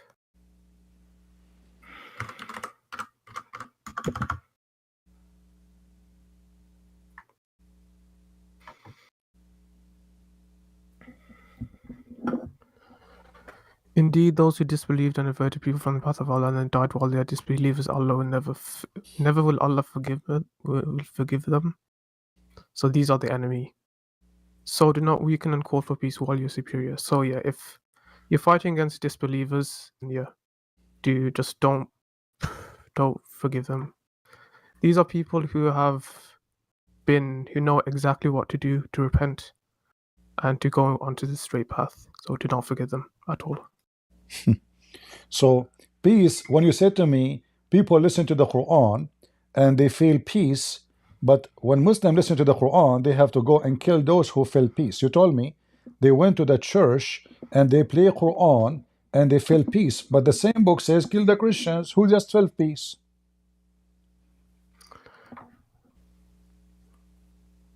What? Well, this is peace. This is peace? Uh-huh. Yeah. So, you know, I was expecting the Christians who are like away from the straight path, who believe that Jesus is God. You believe Allah is God. We are... believe Jesus is God because he do what God can do. Can Allah do what Jesus can do? Can Allah do what Jesus can do? Yeah. Allah is all-encompassing. Then Allah is all what? All-encompassing. He can do whatever he wants. Prove it. Prove it. If there's anything except the Quran saying Allah can do anything, prove it. Guys, Allah can do anything. Yeah, and he can do anything. No, he could not. Okay, Muhammad, he used to be sick all the time. Did Allah heal Muhammad? Did Allah heal Muhammad? Yeah, he gave him like tranquility. He gave him what? Inner tranquility. So let's say like the people who were fighting, they were scared in battle. My friend, Muhammad did not fight. He healed them inside. You're a prophet, almost lost all his war. He healed them inside. You're a prophet. He went to attack the Roman. He was defeated. He came back. You're a prophet. He went to Ta'if. The Arab, they did beat him even by sandals. You're a prophet, lost his teeth. They throw rocks at him. Your prophet was not victorious. Even when he died, he was not victorious. Almost in his last war, which he did not fight, the Muslims were fighting. Almost he lost everything. This is why when Muhammad died, all the people who converted to Islam, listen, all the people who converted to Islam almost, they left Islam, and this is then we have the war of apostate. But I'm asking you now, Jesus can heal anyone. Jesus can make the blind see, can make the one who cannot walk. He can resurrect people from death. He can create from the mud the bird. Can Allah do anything Jesus did? Allah is not human. I don't ask you if I don't care if he's a human or not. Who cares if he's a human or not? Can Allah? You're asking if can Allah resurrect? Can Allah resurrect? Did Allah resurrect anyone from death? And you Muslim can witness for that. Resurrect after death. I mean, there is the day of resurrection, so yeah, but not before then. What this guy is talking about? I'm asking you. Listen carefully. I don't know what you're talking about. Day of resurrection. What day of resurrection? Hold on. I'm asking you. Your God. Did your God ever do any miracle like Jesus to Muhammad? Like Jesus to... Like Jesus, he rose. Jesus, he walked in the water. Jesus, he controlled the nature. Jesus, he commanded death. They come from the ground. Jesus made he created from the mud the bird, according to the Quran. Jesus make the blind see. Jesus can tell you what you hide in your house, which means he knows the unseen. He can heal the leper, the blind, anything. Did Allah do anything like this to Muhammad? I actually don't remember. Huh? Probably. I do not remember. You don't remember? At That's me, this because there's moment nothing. in time. So you said to me Allah is God, but there's no proof He's God. I can say I'm God. Then you will say to me, okay, No, prove that you Muhammad are was God. healed through Allah. He What? didn't heal himself. Oh, are you trying to argue that Jesus is more powerful? He's not Is more that the argument? powerful. He's not more powerful. What's He the is the argument? What are you trying to Almighty. Your prove? God is not powerful at all. Your God does not exist. There's no proof that Allah is It's the exist. same God. No, no, no, no. We don't believe in the same God. There's one God. Do you believe in No, one no, God? we don't Or do you believe. believe in three First of gods, all, two gods? my friend, who cares if you believe in one God or two God or three God? Your God, His name is Allah. Your Allah is not exist in my book. You will say to me in the Allah, Bible God, same translation, it thing. says Allah. They're This is just a false names of translation. the same deity. No, no, no. Not saying that. Okay, my God is a spirit. Is your God a spirit? No. See, your God is not. It's not my God. My God is a spirit. Your religion, your heaven is about sex. In my heaven, there is no sex. So if we have the same God, we should have the same heaven. So your God, different nature. Your God, His heaven is about sex. My heaven is holy heaven. And then we find that Allah cannot do anything. Can Allah create an ant? Yes. Right? No way He created the ant, because your God in the Quran, What? he think, hold on, your God in the Quran, he think that the ant, they do talk and they speak Hebrew. Or maybe, and Allah, He taught Sulaiman the language of the ants. But don't you know that ants don't talk? According to the Quran, Solomon, he heard the ant, but ants are mute. Yeah, Allah gave Solomon the power to understand ant speech. Hold on, but they don't talk. No, they don't talk. They don't have mouths that they can. But like some through some Ants, they communicate through a by sort of my friend, blessing, Solomon could ants. understand. You can search ant right speech. now. You can search. Numble. And they communicate by vibration or chemical. How Sulaiman, who was flying in his flying carpet, was able to hear the ant? It says here, he heard her speech. He heard I what? can't answer that. I'm not Solomon. I'm not God. What? I can't answer that. Like I can't answer something that's between Solomon and God. This is not between Solomon and God. This is between Solomon and the ant. Yes, it is. No. Like Solomon. Like how do I know how Solomon could talk to ants? It says that Solomon can talk to ants. No, it says, Well, look, listen. فَتَبَسَّمَ ضَاحِكًا مِنْ قَوْلِهَا. He did smile for what she said. Okay? So, Solomon, he heard her words. I'm done. Where do you go? The ants took him, the ants.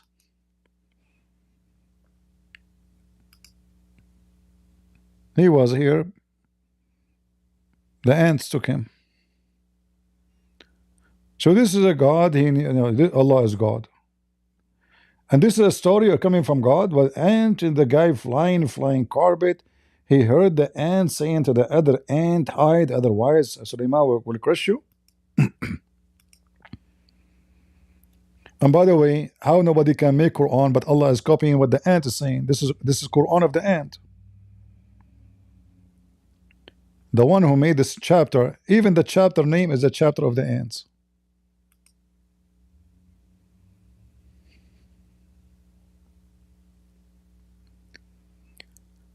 Allah resurrected somebody in the Quran, his name is Ezra. Give me the verse. Muhammad 9W. Guys, in the Quran, Allah resurrected somebody, his name is Ezra. Give me the verse so we can laugh.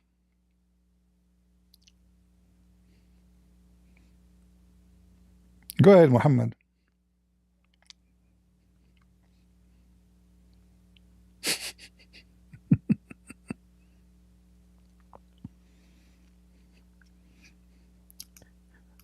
And you know, the funny is, to make it more funny, the Muslim, they say to you, actually, Allah resurrected somebody in the Quran.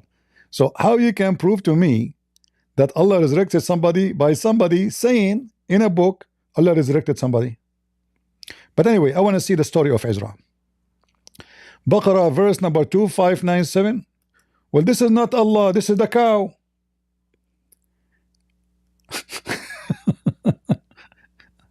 The Quran says "Udrubuhu bibadihi."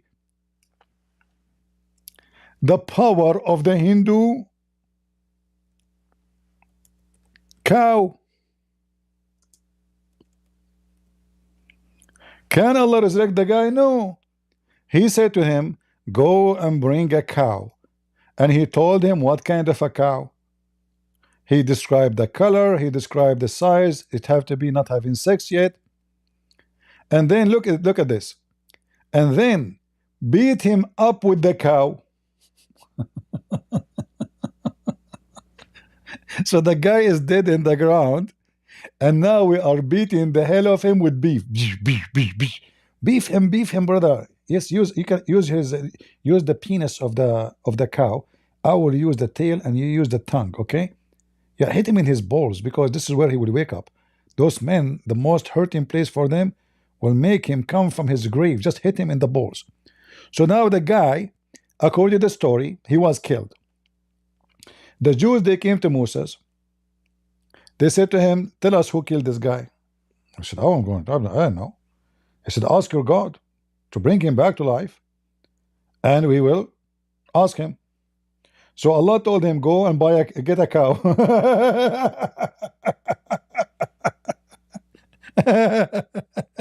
How come Jesus, he resurrect, according to Muslim, 4 or 5 guys, including the son of Noah, thousands of years ago, by saying, come from the grave? He did not use cows. So who is more powerful, Allah or Jesus? And according to the verse here, this is how Allah, he resurrect people from death, by beating them by beef. Do you see it? You brought this to your God, the one who mentioned Allah resurrect somebody. Thus, this is how Allah resurrect people from death.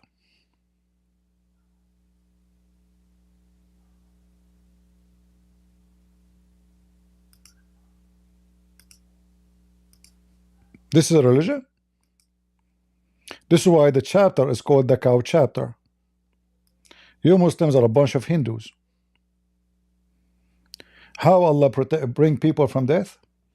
By beating them by beef.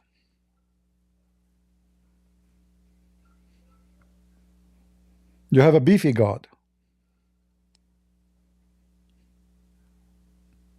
Are you sure this is story not coming from the Hindus? How come Allah did not say to the dead man, come, what beef? What the beef for? If there is any Muslim can tell me what the beef was used for. Anyone?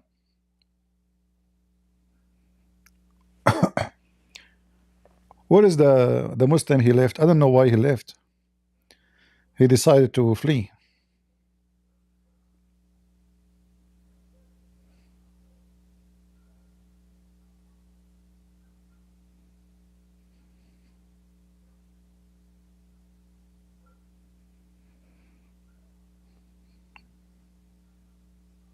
Any Muhammadan?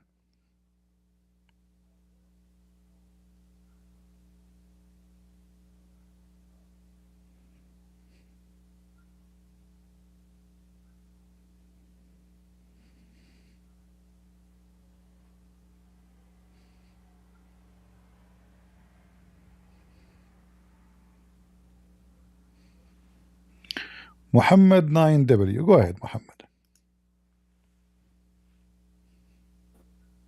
Hello? Hello. Can you hear me? I hear you. I don't know how to speak English very well. I'm from the Middle East. But if you have any questions, go ahead about Islam. No, as long we are speaking about this topic, why Allah he used beef to? Can't Allah resurrect the guy without beef if this story is true? What beef? I told you it's the Baqarah verse 259. You are looking at verse 73. This is not the verse I told you about. I told you it's verse 259, okay? Yeah, but this is the It's same about story. the prophet. Not 259. the same story. The verse. I don't Oh, know okay, about this. okay. 259. Okay. 259. Let's see. What about the beef story? I don't know. I'm not a scholar. Oh, Told you okay. this. Read for me 259. This. All In right. Arabic or English? No, yeah, it's okay. You know, you can do whatever you want. I mean, people don't speak Arabic here, so you have to go in English. Yeah. Or like the one who passed by a town and it had tumbled over its roofs. He said, "Oh, how will Allah ever bring it to life after its death?" So Allah caused him to die for 100 years, then raised him up again. There you have it. But this is false. This is a parable. It says, if you know how to read, if you know how to read, it says, or like the one who passed by a town. It's a parable. It's not a real story. Open the interpretation. No, it's about him. It's about him. It's the No. He's a person. He's a person. This is not a real story. This is a parable. Okay. Okay. This is story happened to who? You said to me it happened to a guy. His name is Ezra. But this is about Ezra is the one resurrected by Jesus. No, it's a bit in the tafsir. It's about the prophet. In the tafsir. Did your prophet says that, or somebody he made things up? No. First, you asked me, did Allah resurrect someone in the Quran? It doesn't matter who he is. This if is not, you don't believe this is not a real story. This is not a real. This is a parable. This is a parable. Listen. This is a parable. You asked me, did Allah resurrect someone in the Quran? Yes, he did not. I told you. He did not. This is a parable. If you don't agree he's Uzair, it's fine. This is not a real story. This is a parable. I don't know what that means. Parable mean I don't speak English very well. مثل in Arabic مثل أو كالذي مر على قرية. So he's giving you an example. So this is not a true story. No. This is not a true story. No, it is true story. Who had to say it? All the ulama, the mufassirin said it is true. Okay, it's not okay, hold on. He's يعني making يعني يضرب مثل بشيء حقيقي يعني this is a true event that happened. When somebody he says to you, did your prophet say this is story, or this is somebody say this is story? It's in the Quran. No, I'm saying the one who told you this is story about a certain guy. Is it your prophet says that, or you must fabricate the story? It's tafsir. I don't remember who. But your prophet never says so, right? I don't remember. I don't know. No, I remember. You tell me. What do you think? I don't remember. I don't know. I can go on the tafsir. This is a fiction story. Secondly, who is this? Where this happened? No, right. Who said he is Uzair? Yani, who told us the identity of this person? Where the story is coming from? The companion, who? Huh? Come again? I didn't hear you. Where the story is coming from? The story? Look, the verse is in the Quran, but the tafsir, it came from many companions of the Prophet. Okay, so like let's make it clear. This story is not based on what the Quran is saying. It's based on fabrication of a scholar saying the Quran is speaking about a guy, his name is etc. Correct?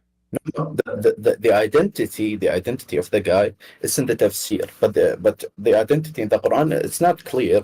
But we know the identity from the tafsir. But in the Quran it says. Told us. But in the Quran it says the likeness of the one who passed. This is a story. It's a parable story. No, it's not. It's not a parable. It's a true story. Okay, hold on. We know it is true because the companions who know the Quran better than anyone told us it is a true story. You can't say it is not true. This is our religion, not yours. We teach you this religion. All right, I will go with you. In the story, is the dead is a donkey or a human being?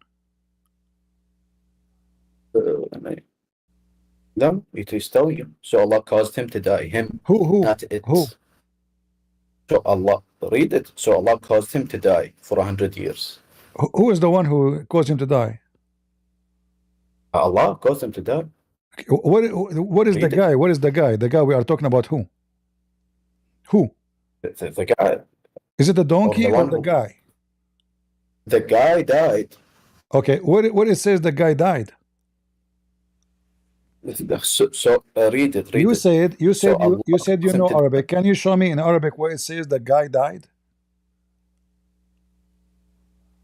I will read it into you in Arabic. But your audience doesn't understand No Arabic. problem, but Do you you can want me to read translate. it? No problem, but can you show me where it says a guy he died and Allah resurrected him? Where it says that?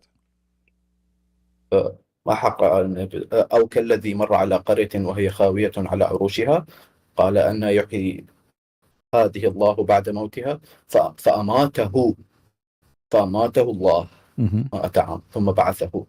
Do you understand? Okay. So Allah caused him to die. Read the who is the one who was passing by? Is that a donkey or a guy? What do you mean? Who is the one who was passing by a village and the village is all the village is dead. All the village is dead, correct? There's nobody in the village. What village? No, he just passed a village. Who knows? But okay. We're talking about the guy. He passed a village and the village, everybody there is empty. There's nobody, correct? I don't know the village. Who I know. cares about I'm the not village? asking about the name of the village. All right. Okay. Here the guy, he said to him, Allah, he said to him, look at your donkey. What is that for? Yeah, because the guy died for 100 years, so his donkey died. Of course, he died. So one who died is a donkey. No, you're going to be a troll, Christian Prince. So listen, the guy died. So the story is saying, okay, hold on, just to show you, listen to me, just hold on, just let's have a nice conversation. Listen carefully. So the guy, he died. Okay. Allah said to him, Christian Prince, this debate. Stop this nonsense. Allah said to him, okay, listen. Allah said to the guy after he resurrected him, look at your donkey. Is that true? Yeah. What's the problem? What's up with the donkey? He died. The donkey died, and the guy, because the guy died for 100 years. Okay, the donkey. Hold on. How long do donkeys live? They both died. Hold on. The guy was dead. There's no need for the donkey. The guy he died, my friend. The guy he died. What the donkey have to do with anything? The guy himself was dead. Allah just resurrected him. He need to Don't you understand? The guy died for 100 years. Read. How long did you remain I will go with you. And then Allah said to him, look at your donkey. What the point of looking at the donkey? Because he will resurrect the donkey in front of him. The donkey was dead for 100 years. But he was dead himself. The man, he need a proof. The man was resurrected. Listen. The man, he need a proof that Allah can resurrect somebody from death, but he was dead himself. No, he wants to see how he is resurrected. How the dead is resurrected. He wants to see the flesh, the bone, the blood, how it returns. But he was dead. The guy was dead, right? Himself was dead. Yeah, he was dead, but that's like he was just asleep. He didn't. You see, he didn't. What sleep? What's going on? He become dust. You said it's 100 years. No. Listen. Let me finish. The guy died for 100 years, but he didn't really know what's going on because he told him, God asked him, how long did you remain dead? The man said, perhaps I was dead for a day or part of a day. He didn't know he was dead for 100 years. So he didn't know. So he told him to look at the donkey.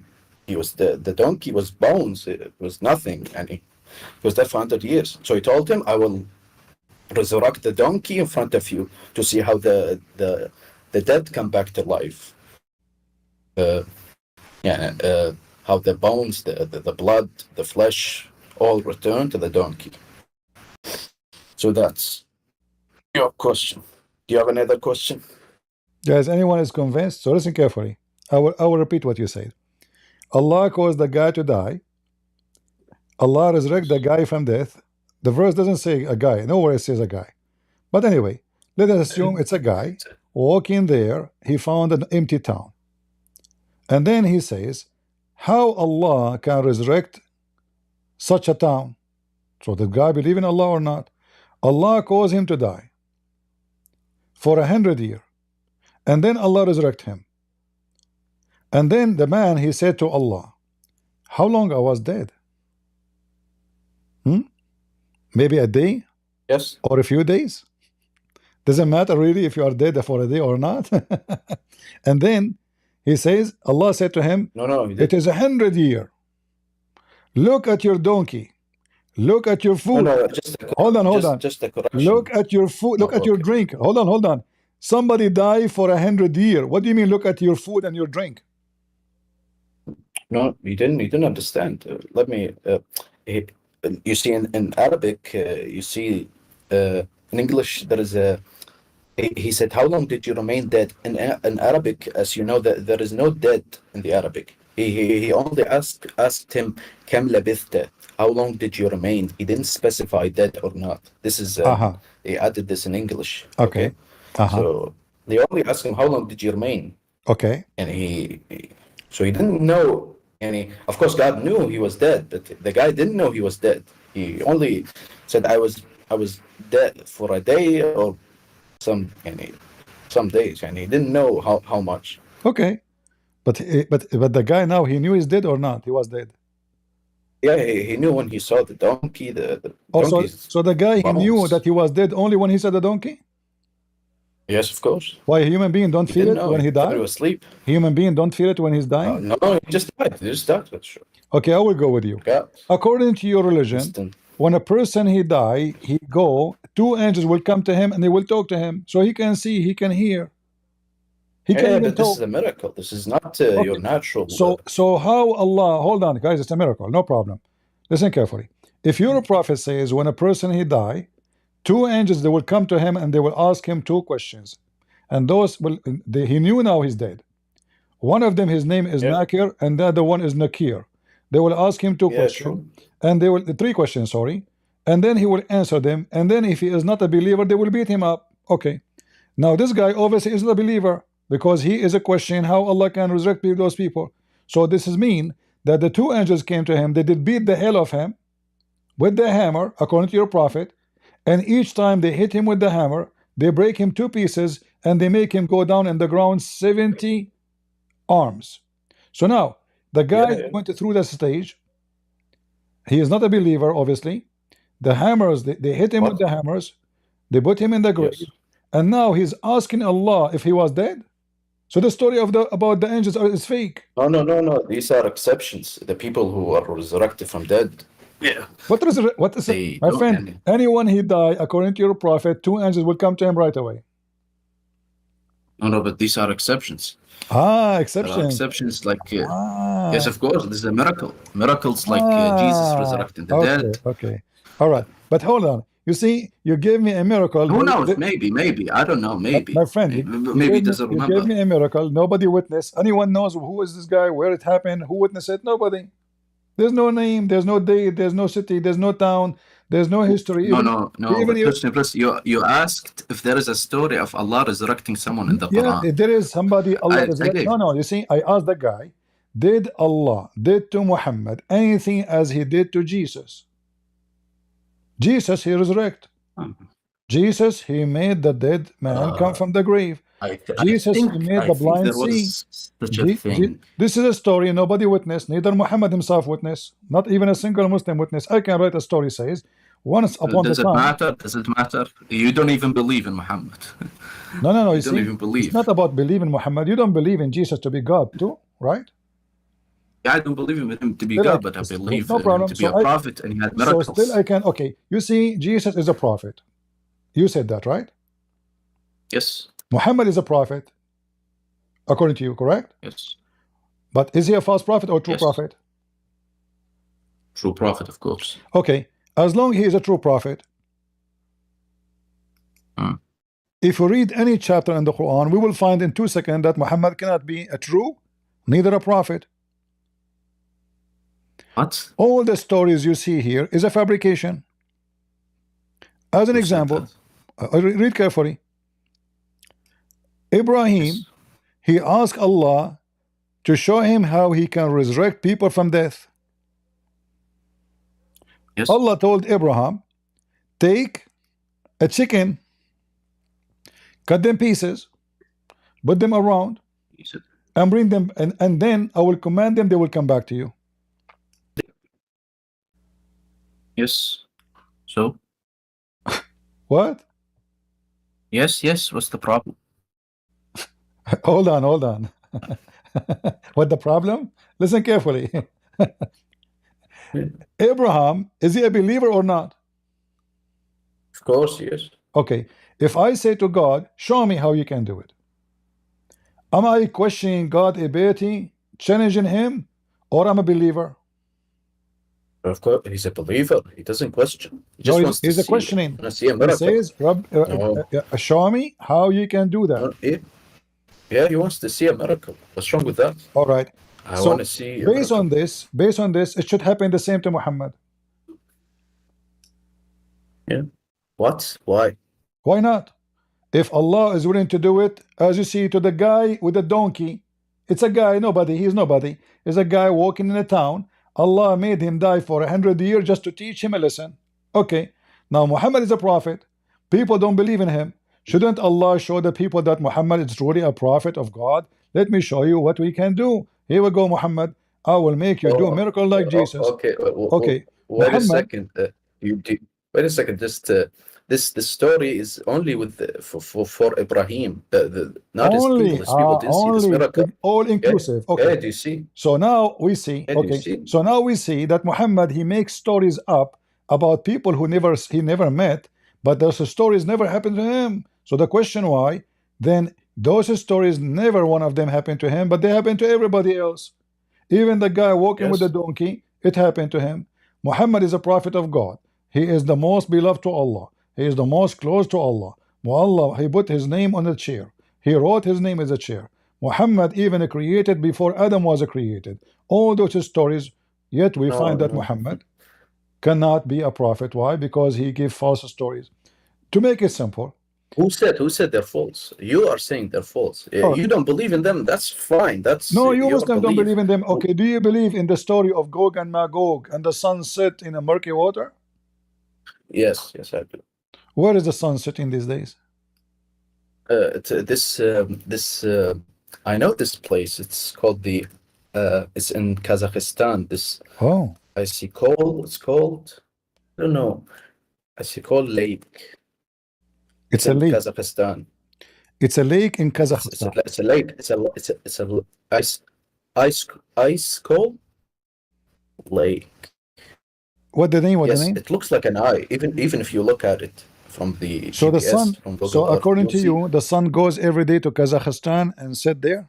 No, it's from his perspective, the perspective of Dhul Qarnayn. See, here we go again. The fabrication, where it says a perspective and where it says no, it's not fabrication.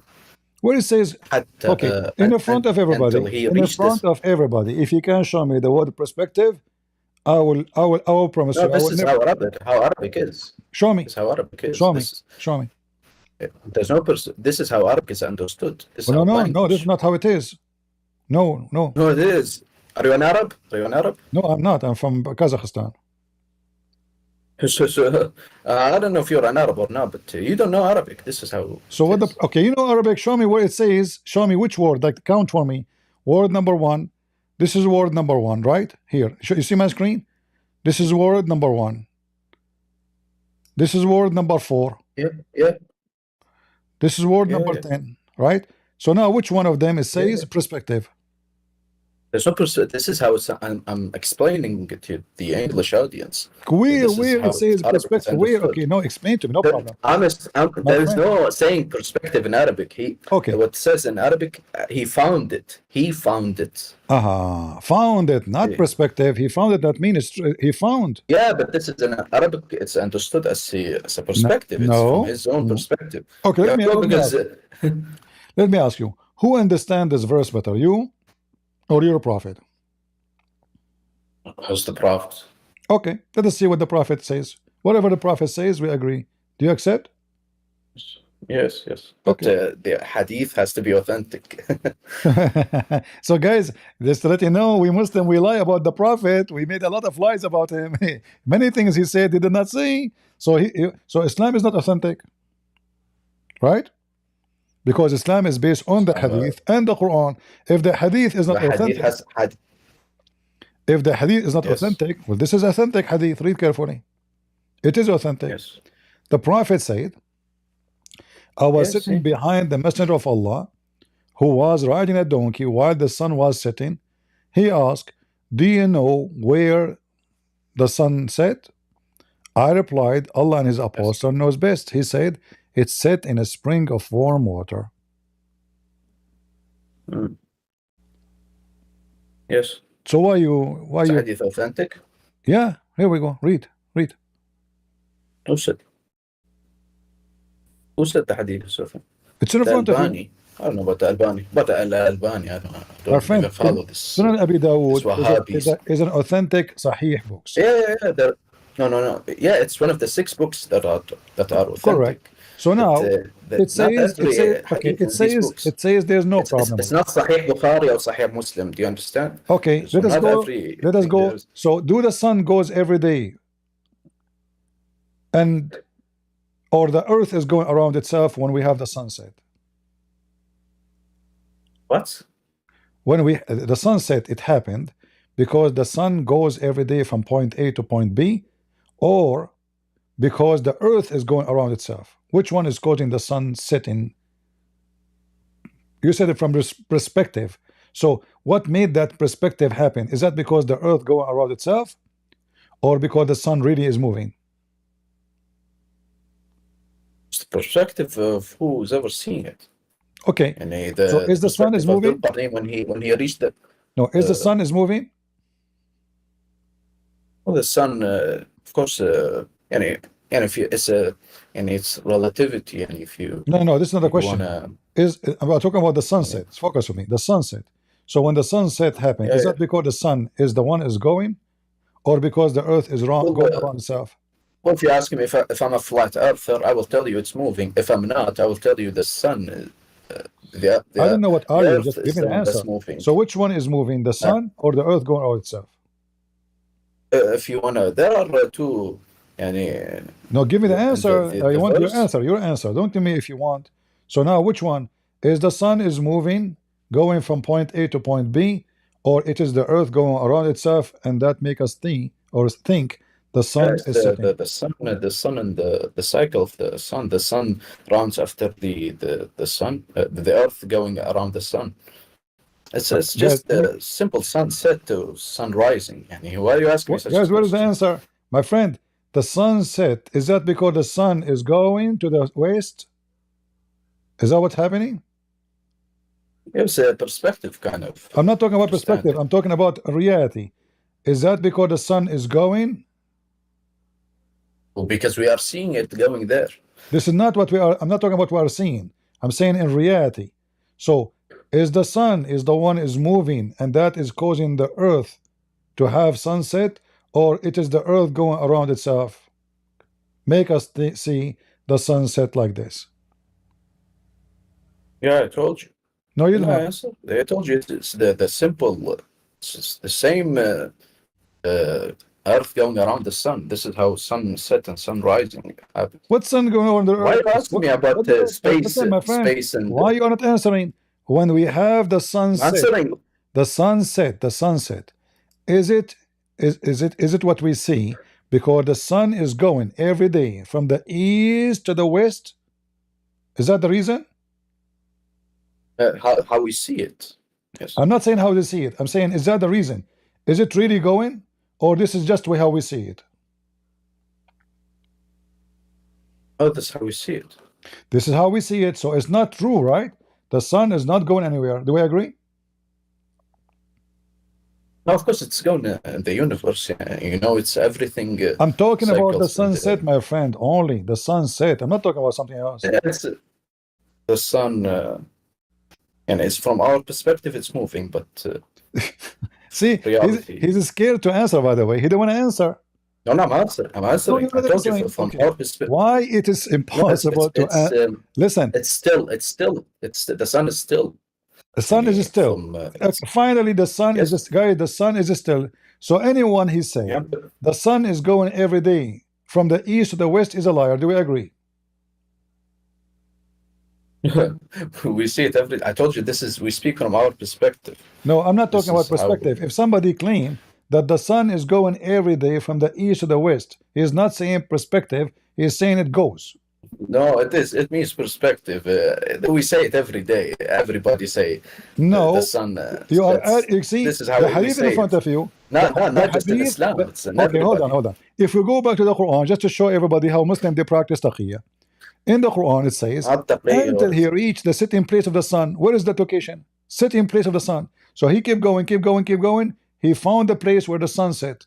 And next to it, next to where the sun set, which is in a spring of bloody water, I want, or muddy water, I want you to explain to me how his perspective was able to see sun going in a spring of water. Yeah, yeah, of course. I told you it's in How? the. I told you the name of the lake. It's not a This lake, is it's a spring. it's Ain. Ain. It's a spring. It's a lake. No, Yeah, yeah, but Ain can mean, no, ayin does not the mean word lake. Ain can also mean a lake of water. No, no, no, Ainuma, you know, no, eye of water. Do you know no, Arabic? no. I told What do him you mean no? I am from Kazakhstan. So you are from Kazakhstan.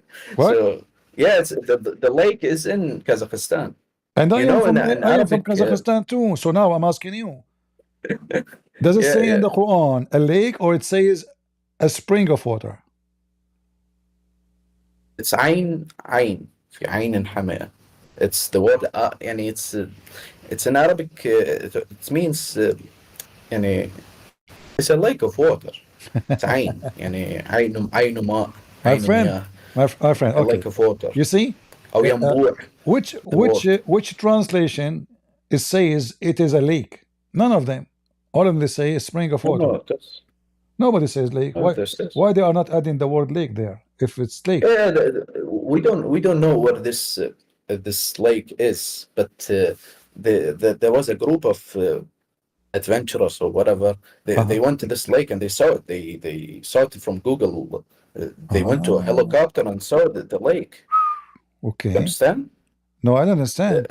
Search for it in Google. Just search. You will see it looks like an eye. Okay. I'm not. Yeah. It's called Isaac Cole. This is its name. It's called Isaac. Look it up. Isaac Cole. It's in Kazakhstan. All right. So it looks like an eye. Just to go with it. You agree that the sun is still, the sun is not moving, but your prophet he confirmed that the sun is moving every day. Even the sun is asking for permission to come back, and then Allah every day will command the sun to go back where it's coming from. Is that correct? We're talking about the lake or what now? No, we are talking about the sun. What's the with the sun? About the sun, where the sun goes. Yeah, the sun also moves. It flies in the whole universe. But this is about every day. The universe is fast. This is about every day. The sun. This is about every day. Always. Look, this is your prophet. Well. This is your prophet talking, and this is the Da'if hadith. It says, once I was with the prophet in the mosque at the time of the sunset. The prophet says, "O Abu Dhar, do you know where the sun set?" Do you see the question? Do you know where the sun set? I'm not seeing your desktop. Did you close it? I'm not seeing the screen. I don't see the screen. Sorry. Okay, let me share it with you. Yeah, this Discord disconnect the screen from time to time. You have to. All right. You see it now? 1 second. Yes, I do. All right. So he said to him, Muhammad, he said, asking Abu Dhar, do you know where the sun set? I replied, Allah and his apostle knows best. Muslim, they associate the knowledge of God with the knowledge of man. They are mushrikeen. And then he said, it goes and prostrate underneath Allah's throne. And that is what a statement of Allah, and the sun runs to a fixed course. Chapter 36, verse number 38. So, according to your prophet, who is the one is moving? Is it the sun still, or the sun is moving? Yeah, the sun also moves. No. We are talking about the sunset. Remember, we are talking about the sunset. No. This is there's no sunset here. He's just talking about the sun going under. Guys, can you believe it? Can you believe it? How the Muslim they practice taqiyya, which is to lie. So it says in the front of you. Do you know where the sun set? Does it say that, or I'm making things up? Yeah, it sets, but it also tells you the perspective. From our perspective, we see it's set, but he's talking about the throne here. Yeah, okay, hold on. Everything is under the Did throne of Muhammad Allah. say anything about perspective? He is saying to him, do you know where it goes? Where You it don't goes? understand. You understand Arabic? Do you know? Do you see it says it goes? We see the sun every day. From our perspective, it moves. This is how we say it. You're It's a not just in prophet. our He did culture. not say anything about perspective. He said it goes. I know. Trust me, I know. But this is how we understand it. So do the sun goes or not? Yeah, it goes. Yes. No, it doesn't. Of course. How does it? That the sun moves. The sun does not. Everybody, NASA. The movement of the sun, my friend, does not space. make any difference for the earth. Yeah, but you're talking about the throne. We are talking about the sunset. Are you talking about the throne or sunset? We are talking about the sunset. Yeah, the sunset, no, it doesn't make any difference. It's just perspective. Yeah. So your prophet explains saying that the sun goes every day, and this is the statement of Allah. The sun is going to a decree. Let me show you another hadith. Yes. This one maybe not enough. Huh? Maybe not enough. Yes. We showed you about it's set in a murky water. All right. Let us see.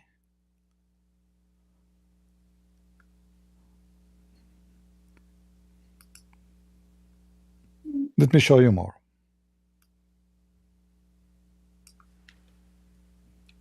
Just to make it clear, you know, our experience with Muslims, Mr. Muhammad, that Muslims, they try to defend Islam no matter how, even though everybody is laughing at their answers, but they think they are, you know, convincing. So this is your prophet saying it clearly, the sun asking for permission every day to come back. Read carefully. Yes. And this is Al-Bukhari. All right. Yes. It says here, the prophet asked me at the sunset, do you know where the sun goes? At the time of the sunset, I replied, Allah also knows best. He says, it goes, i.e. travel, till it prostrate itself under the throne and it take permission to rise again. Yes. What yes? Yes, the sun also moves. Like we but know. This is the sunset. He's explaining how the sunset. Yeah, but he's just talking about the movement of the sun. Exactly. He's just telling him where the sun goes. Exactly. He is talking about the movement of the sun, and this is how he explained the sunset. No, it's not about the sunset. It's about the sunset. You do, no. Do you know that sunset is different from location to location? Really? Yeah, yes, of course, because in Middle East it's maybe sun, but in America it's not. Maybe it's day in Middle East, but it's night in America. My friend, what does have to do with this? It's different. We are talking about Muhammad. Muhammad is in Mecca now, and he is with his friend on the top of a donkey. He said, do you know where the sun goes? I don't know, Prophet. You tell me. You know better. The Prophet told him, it goes, i.e. travel, and till prostrate itself under Allah's throne and ask permission to go to rise again. So the sun is setting, the sun is rising. Literally, not perspective. Yeah, it goes there. What's the problem? The throne of Allah is above everything.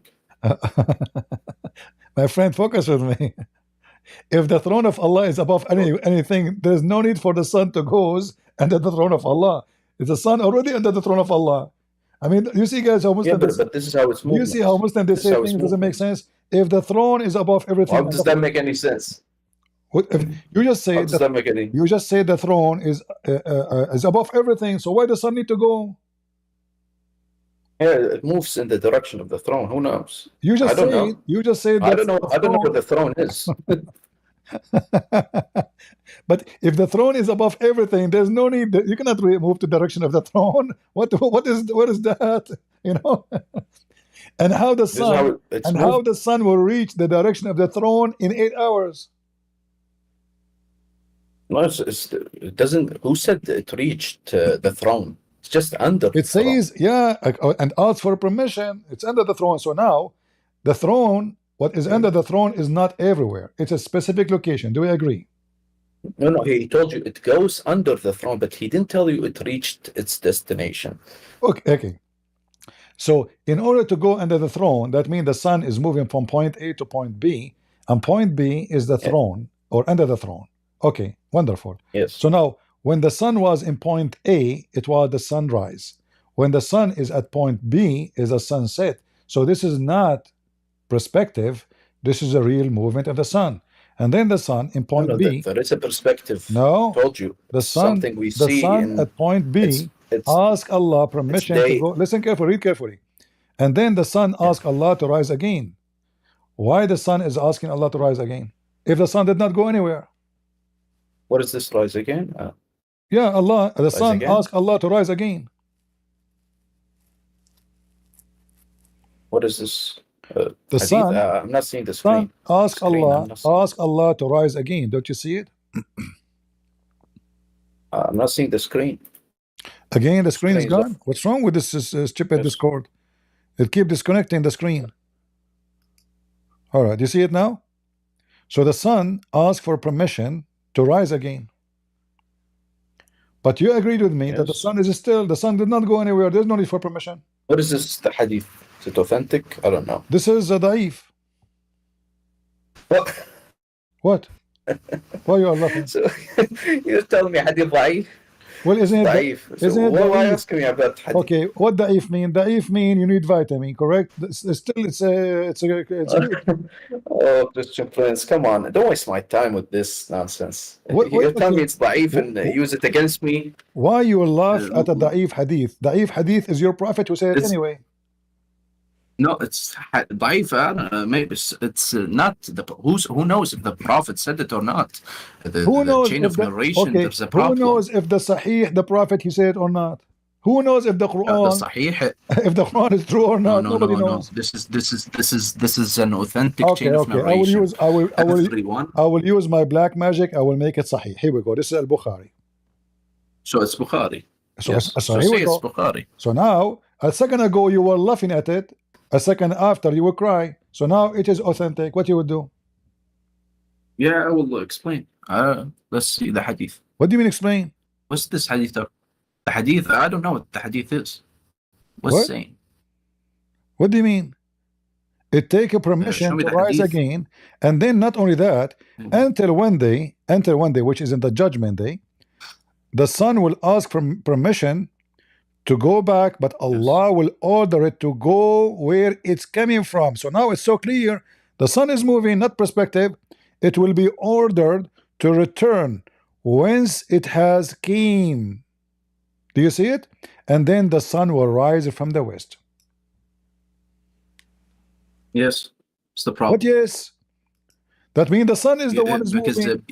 That's mean it is no, because no. This is naturally right now. The sun is moving in a certain direction. That's why the sun, the sun rises from the east, from our perspective. But the judgment day, everything will be reversed. That's why, and even its movement will be reversed. Okay, Muhammad. That's why we will see it from the west. I don't know. It's what? Hold on, guys.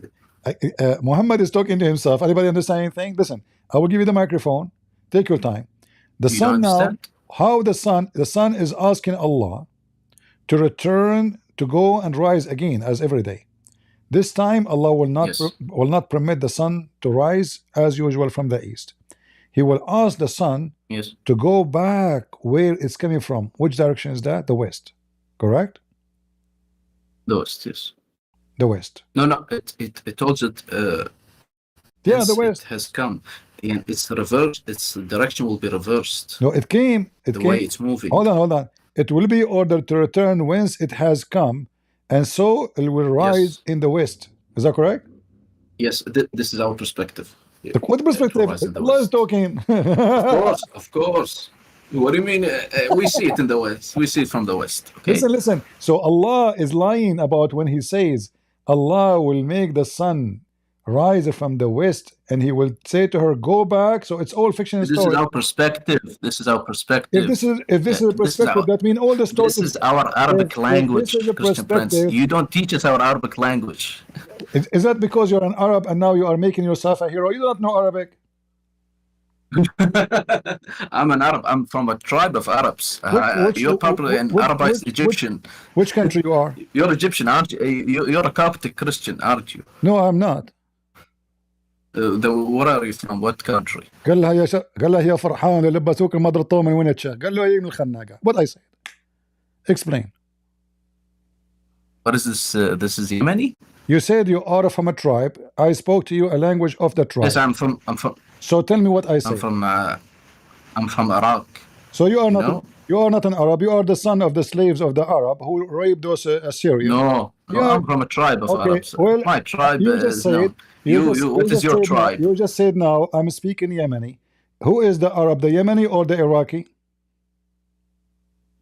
Arab is a tribe. It's a race. Who is the Arab, the Yemeni or tribes. Who is the Arab, the Yemeni or the Iraqi? Arab is not a country. It's a race, and this race has many tribes. You're an idiot. You don't know anything about Arabs. Do you see Christians? Christian Prince is lying to you. He doesn't know anything about Arabs. What is the name? Doesn't even what know. is the name of your tribe? Beni Lam. Beni who? Beni Lam. Beni Lam? Beni Lam. Okay. Ashira. All right. My friend. Okay. I'm not going to insult your tribe, and this is not my purpose, but listen carefully. You do not know Arabic. Yeah. Because if you know Arabic, you should know, you should be honest, that this is speaking about the sun moving from point A to point B, and it's so clear, and everybody laughing. And this is your Muslim translation. And here in Arabic, it says it clearly, as long as you claim that you know Arabic. It says, وَتَسْتَئِذٍ فَلَا يُؤْذَنَ لَهَا يُقَالُ لَهَا ارْجَعِي ارجعي. What ارجعي mean? Go back where you came from. Exactly. Its direction will be reversed. Why you keep saying perspective? It says Allah said to the sun, no. go ارجعي. Yeah, continue. Go back. Yes, continue. Go back. من حيث جئتي. Correct? Yes. Then what does that mean? What does that mean? From where you came from, correct? From where you came from. So the sun came from where? Yes. Explain to us. No, it goes in a certain direction. Even today, this direction.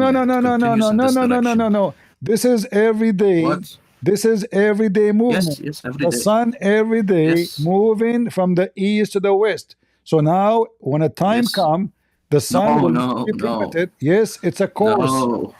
It goes to its course. It's just the direction. Yes. Yes, you're right.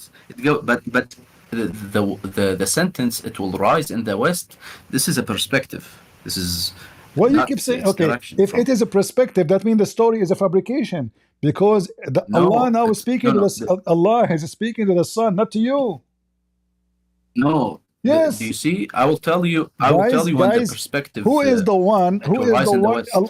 In this conversation, who is talking to who? There's only two, Allah and the sun. Allah said to the sun, ask Allah for permission. Allah gave a permission every day. Then one day, the sun will ask Allah for permission. The sun will not get the permission. Allah will say to her, go back where you came from. So there's no perspective to us. This is a conversation between the sun and Allah. You're right. There is no perspective here. You're right. I agree. So what do you say in perspective? The perspective is when and so it will rise in the west. This is the perspective here. The sun is going every day. There's no perspective. No, I told you. I agree that my it's friend, perspective. We don't care how we will see it now. We care that the sun is going back to where it's coming from. Focus with me. No. Yes, the sun will goes back. What's your name? I don't know your name. In fact, the translation is not accurate. In Arabic, it says, Allah said to her, ارجعي من حيث جئتي. So go back where you came from, where the sun is coming from. And here it says, then is going to rise from the west. Why? Because Allah command the sun to goes back where it's coming from. Now, if I ask you, when Allah said, go back where it came from. Is that a perspective coming from? For Allah? No, that's not perspective. No, Exactly. That's not perspective. So the sun now, Yes. so now we confirm the sun itself is moving every day from point A to point B, and this is how the sun Yes. set, and that make your prophet a false prophet. No. This is the perspective I told you. The sun right now, it goes in a certain direction, but in the end times, this is the sun rising from the west. Its direction, it's the way it moves. It will be reversed. It will go back where it came from. That's why it will rise in the west. My friend, doesn't matter. Listen, the sun will goes back. Focus on me. The sun will goes back. That means the reason we will see the movement of the sun about east and west, it is the sun going. So the sun will go to the east, to the west. The sun goes to the east. So your God explained the sun set. No. No one said it goes in the east. No one said it goes to the. We don't know how the sun moves. This the rising from the east and the west. This is a perspective thing. Don't make me repeat myself. This guy, he keeps saying to me perspective. Yeah, this is our Arabic language. This is so tell me anyone here listening in the chat. Does anybody say you claim you know Arabic? What waqab mean? Yes. What waqab mean? I don't know.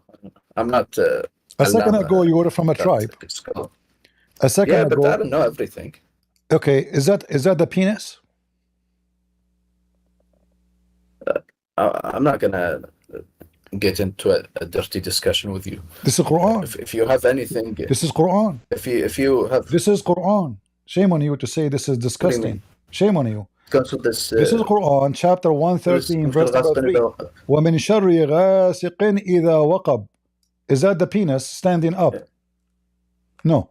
You said you do not know. Standing up. How come you do not know what penis mean? What do you mean? Who said it's penis? You speak Arabic, you say it. Waqaba means it came. It came. Waqaba. It came? Who came?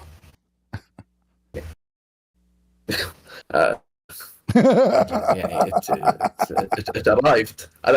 You try to fix it, you make it more horrible. No. I got you. So he came. I told you I don't know English very. Told you I don't know English very well, but I know you're a dirty mind. What do you mean? Okay, guys, isn't it him who said to me, the scholars they say, Yes. Okay. What the scholars say, this is penis, Mr. Penis. Who said? You want to show you? Maybe scholars said so. Maybe. What do you mean? Maybe scholars said so. Maybe they did not. I don't know. No, I don't know. Maybe. No, it is you who said to me. No, I'm telling you the meaning of waqab. When we spoke about the Quran, you said to me, the scholars, they say, like you remember, you told me about the guy who died for 100 years. You told me about Ezra. I said, who said that? You said to me, the scholars. So now, do you accept what the scholar? Do you accept what the scholar says, or you don't? Yeah, of course. Okay. So now, the scholar, they said, this verse is speaking about the penis of Muhammad. When Aisha, she started playing with his hair. Muhammad penis could not stand up. So Muhammad, he claimed. There's no such thing. There's no such thing. I'm not a scholar, but I know this is false. What? This is false. This is not true. You're lying. Okay, guys, he said I'm lying. Let us see. You see here, anyone he lie, we can expose him. Fair? If somebody lie, you know, we have to expose him. Give me a minute. Yes. All right, let us see.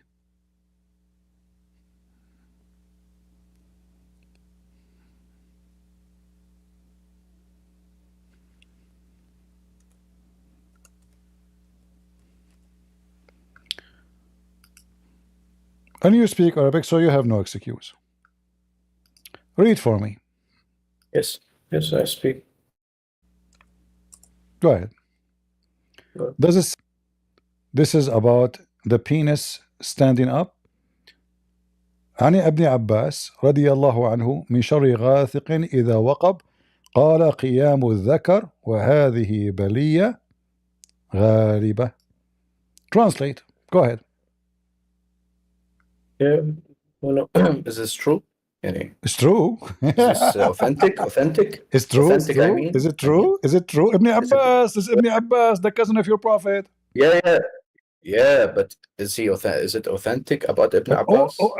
For me, all Muslims they lie. I cannot say to you anything is true. All Muslims they lie. Muhammad is for me. Yeah, Muhammad, I don't know. I'm not a scholar. I told you. I want to know if it's authentic so or now, not. who is the one who knows? Who is the one who speak Arabic? Me or you? You do not know even that غاسق إذا وقب mean when the penis of Muhammad stood up. Aisha, she came to him. Look, it says here Shut up. إذا قام ذكر الرجل ذهب ثلثاء عقله. Translate. I'm not gonna. Why not? Yeah, the penis of the man, a third of his mind goes away. So when the penis of the man stand up, the this is how it's some people of his brain go up. This is to explain the verse in the Quran. If the verse is not about penises, why we are speaking about penis? If this verse have nothing to do with penises, why we are? Well, but this is not the only tafsir. There are many tafsirs other than this tafsir. So now we choose any tafsir we like, correct? No. But let me ask you. Let me ask you. Ibn Abbas is the only one your prophet said he can explain the Quran. Is that correct? Yeah, but we don't know if he said this or not. Even this one, but this is authentic. How do you know? How do you know it's authentic? It's you, Muslim. You say it's authentic. Who said so? Muslims. Show me. Show me. All right. Show me. I will show you. All right. You're a prophet. He prayed to Allah to make Ibn Abbas No, not this. Ibn Abbas is speaking about the penis. You told me. Did he make this tafsir or not? This is the authentic. So you are saying to me, so you agree with me? Ibn Abbas is the one Allah prophet. He prayed for him, correct? Yeah, of course. All right. So now Ibn Abbas in his tafsir, it says tafsir Ibn Abbas. Ibn Abbas said so. How I can prove to you that Ibn Abbas is the one who said so? Shouldn't you Muslims yourself don't accept what he said unless is it true? Yeah, of course. Okay. So Ibn Abbas he said though. Yeah, but we don't know. Is it authentic? My friend. So you are going after a Christian to go back 1400 years to show you if this is authentic or not. But this is what you're the one presenting it to me. Do you want me? I'm not a scholar. I don't know if it's authentic. I'm Ammi. Okay. Commoners. I can look it up if you want, but it will take time. Okay. It take time. Okay. So listen. If you open, as an example, Tafsir At-Tabari.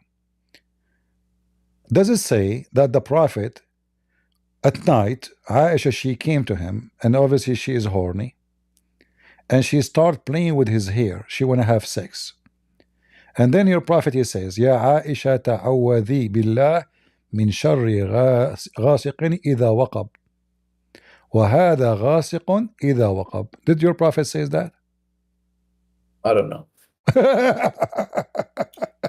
I don't know. Muhammad seeking refuge from his penis. His penis is not working. Okay. Is it true? Just to connect. I don't know if this is true or not. Okay, hold on. You tell me a story. I don't know if it's authentic or not. Okay. Well, you're a prophet. Always he's trying to find an excuse so he cannot have sex. Aisha is a young woman. She is horny, right? So wait a second. What's the problem with these stories? Are you gonna debunk Islam with these stories? I want something strong. Those stories. Okay, I just showed you Muhammad did not know where the sun set. Your prophet, I even told you it's a perspective thing. You No, don't want to accept perspective? Fine. Okay, Do you know in the Bible there are many verses like this? I can show it up. in the Bible it The says whole the sun perspective. set in murky water. No, there are verses like this. Many. Really? I can. Maybe the Yes, Bible of course, but I can. maybe the Bible in Iraq is different from my Bible. This. No, I can show you the verses later, but not Read right this one now. with me. You wanted to ask Read this one with questions. me. Read this one with me. Yeah. This is when he got hexed. He was hacked. He had sorcery. He was hexed. What? He was hacked, you said? Hexed. Yani bewitched. How do you say it? Yeah, exactly. But that means how he is a prophet and he was bewitched. Bewitched mean was controlled by Shaitan. No, it means yeah, magic happened to him. Yeah, Magic Shaitan. exists. Black magic is Shaitan. Yeah. Okay, yeah. So Yes. how he is a prophet of Allah now, how we can trust him? Explain to us where the sun goes. This guy, he imagined things. He's bewitched. As you see, in fact, he began to imagine that he had done a thing which in fact he had not. So Muhammad, he received Quran, but in fact he did not. Muhammad, he saw the angel, but in fact he did not. Muhammad, he went to seven heaven, but in fact he did not. Wait a second. We don't know the details of what he saw and what he did not see, but the revelation is protected. No, we know. No, we know. Wait a second, let me finish. Okay, hold on. No. The revelation, the message is protected by Allah and His angels. This is protected. This he doesn't make mistakes. But other things, yani in the worldly life, in dunya, yes, he can imagine things, but not the message, not the Quran. He doesn't make mistakes. Because okay. Well, what if I show you that in the Quran he made mistakes, horrible mistakes? Okay. I just showed you one actually about Gog and Magog. What about where the sun rise? The same. What about how the baby is made? Can you tell the audience how the baby is made in the Quran? I don't know about that verse. There are many. What do you mean you do not know? I'm not a scholar. I know what you're talking about, but I'm not a scholar. I have a cousin. I will tell you a story. Okay. And this is from the Bible. This is why I tell you the Bible is a book of God, not like a Quran. Our prophet Solomon, when he died, he was holding a stick, and nobody noticed that he is dead for a year. Which story is acceptable for you? The story of a prophet Solomon in the Bible holding a stick for a year, or your story in the Quran saying that Solomon died normally? Which one is accepted? You think I don't know? You're lying. I know. So tell me the story about Solomon dying on the stick. No, it's the jinn. The jinn. What the jinn? Who knows? No, we don't know. We don't know if it's a year. I don't know. So hold on. According to your Quran, not my Bible, I was joking. According to your Quran, the termite. I know you're lying. The termite. No, I'm joking because to show the people the hypocrisy of Muslims. The Quran. Hold on. How in the world anyone in the world would believe such a story? The guy, he died standing for a year, and nobody noticed that he is dead. Wait, who said for a year? You're scholars. Remember, you told me scholars. No, now you don't want scholars. Yeah. I want to know. I want real, authentic, and Solomon. These stories when I ask him about the story of as a guy, he called him Ezra. Did you give me authentic? You said the scholars. I said, did your prophet say it? No. Yeah, I know. You don't have to believe him to be Ezra. It's you only asked me about a guy that Allah resurrected him in the Quran. I just gave you the guy. You don't have to believe he's Ezra. You choose any interpretation you accept and give me the interpretation. No. What do you mean? You can't just choose. What do you mean? Authentic. We need something authentic. Okay, choose authentic one for me. We will read it. I don't know if it's authentic or not. I returned to my scholars when it came to. You go to Ibn Kathir. Ibn Kathir, he said it's a year. What I would do now? Ibn Kathir. Yeah, I don't know who. Ibn Kathir is mufassir, but his tafsir يعني has many hadiths from many old scholars. Okay, we go يعني to it's not At-Tabari. Ibn Kathir himself who says so. Okay, And he choose could another make a one. mistake. Who don't know? Okay, choose another one. I don't know. I don't know. I don't know what's authentic or not. That question. Suddenly he I do don't not know. I'm not know. a scholar. Suddenly he do not Yeah, of know. course. I'm not a scholar. I'm asking you if it's authentic My or friend, not. my That's friend. why I'm keep asking you. Ibn Kathir, I can look you it up are if you not want. a scholar. Ibn Kathir is a scholar, correct? Yeah, but he's not a scholar of making authentic narration. He's just a mufassir.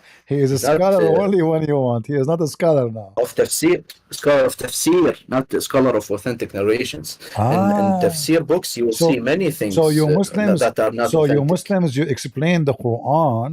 The scholars explain the Quran by false No, it's hadith. the majority of scholars, the ijma' al-ulama, if you know. This is how we explain it. Ijma' al-ummah. I was wondering, But you if you know. bring me Okay, just I see. But can you find me one scholar? Can you find me one scholar you agree with and he agree with you? agree with the what? Someone you agree with him and he agree with you. Just one. With what? With what subject? About this. What the death of Solomon? About the guy dying for a year. And nobody noticed. Okay, how long is going to take for What year? What year? We don't know if it's a year listen, or I will not. go with you. You're the one, I will go with you're you. the one making the claim, I will not go me. with you. I gave you the reference. I said Ibn Kathir. Listen. I will go I'm with you. telling you. How long it take a termite? How long it take a termite to eat a very expensive, high quality steak of a king? This is a steak of a king, not a steak of a shepherd. So it must be from a very high quality wood. How long is going to take the termite to destroy it? And he fell down. I don't know. I'm not a biologist. I will give you options. 1 day, 1 week. I don't know.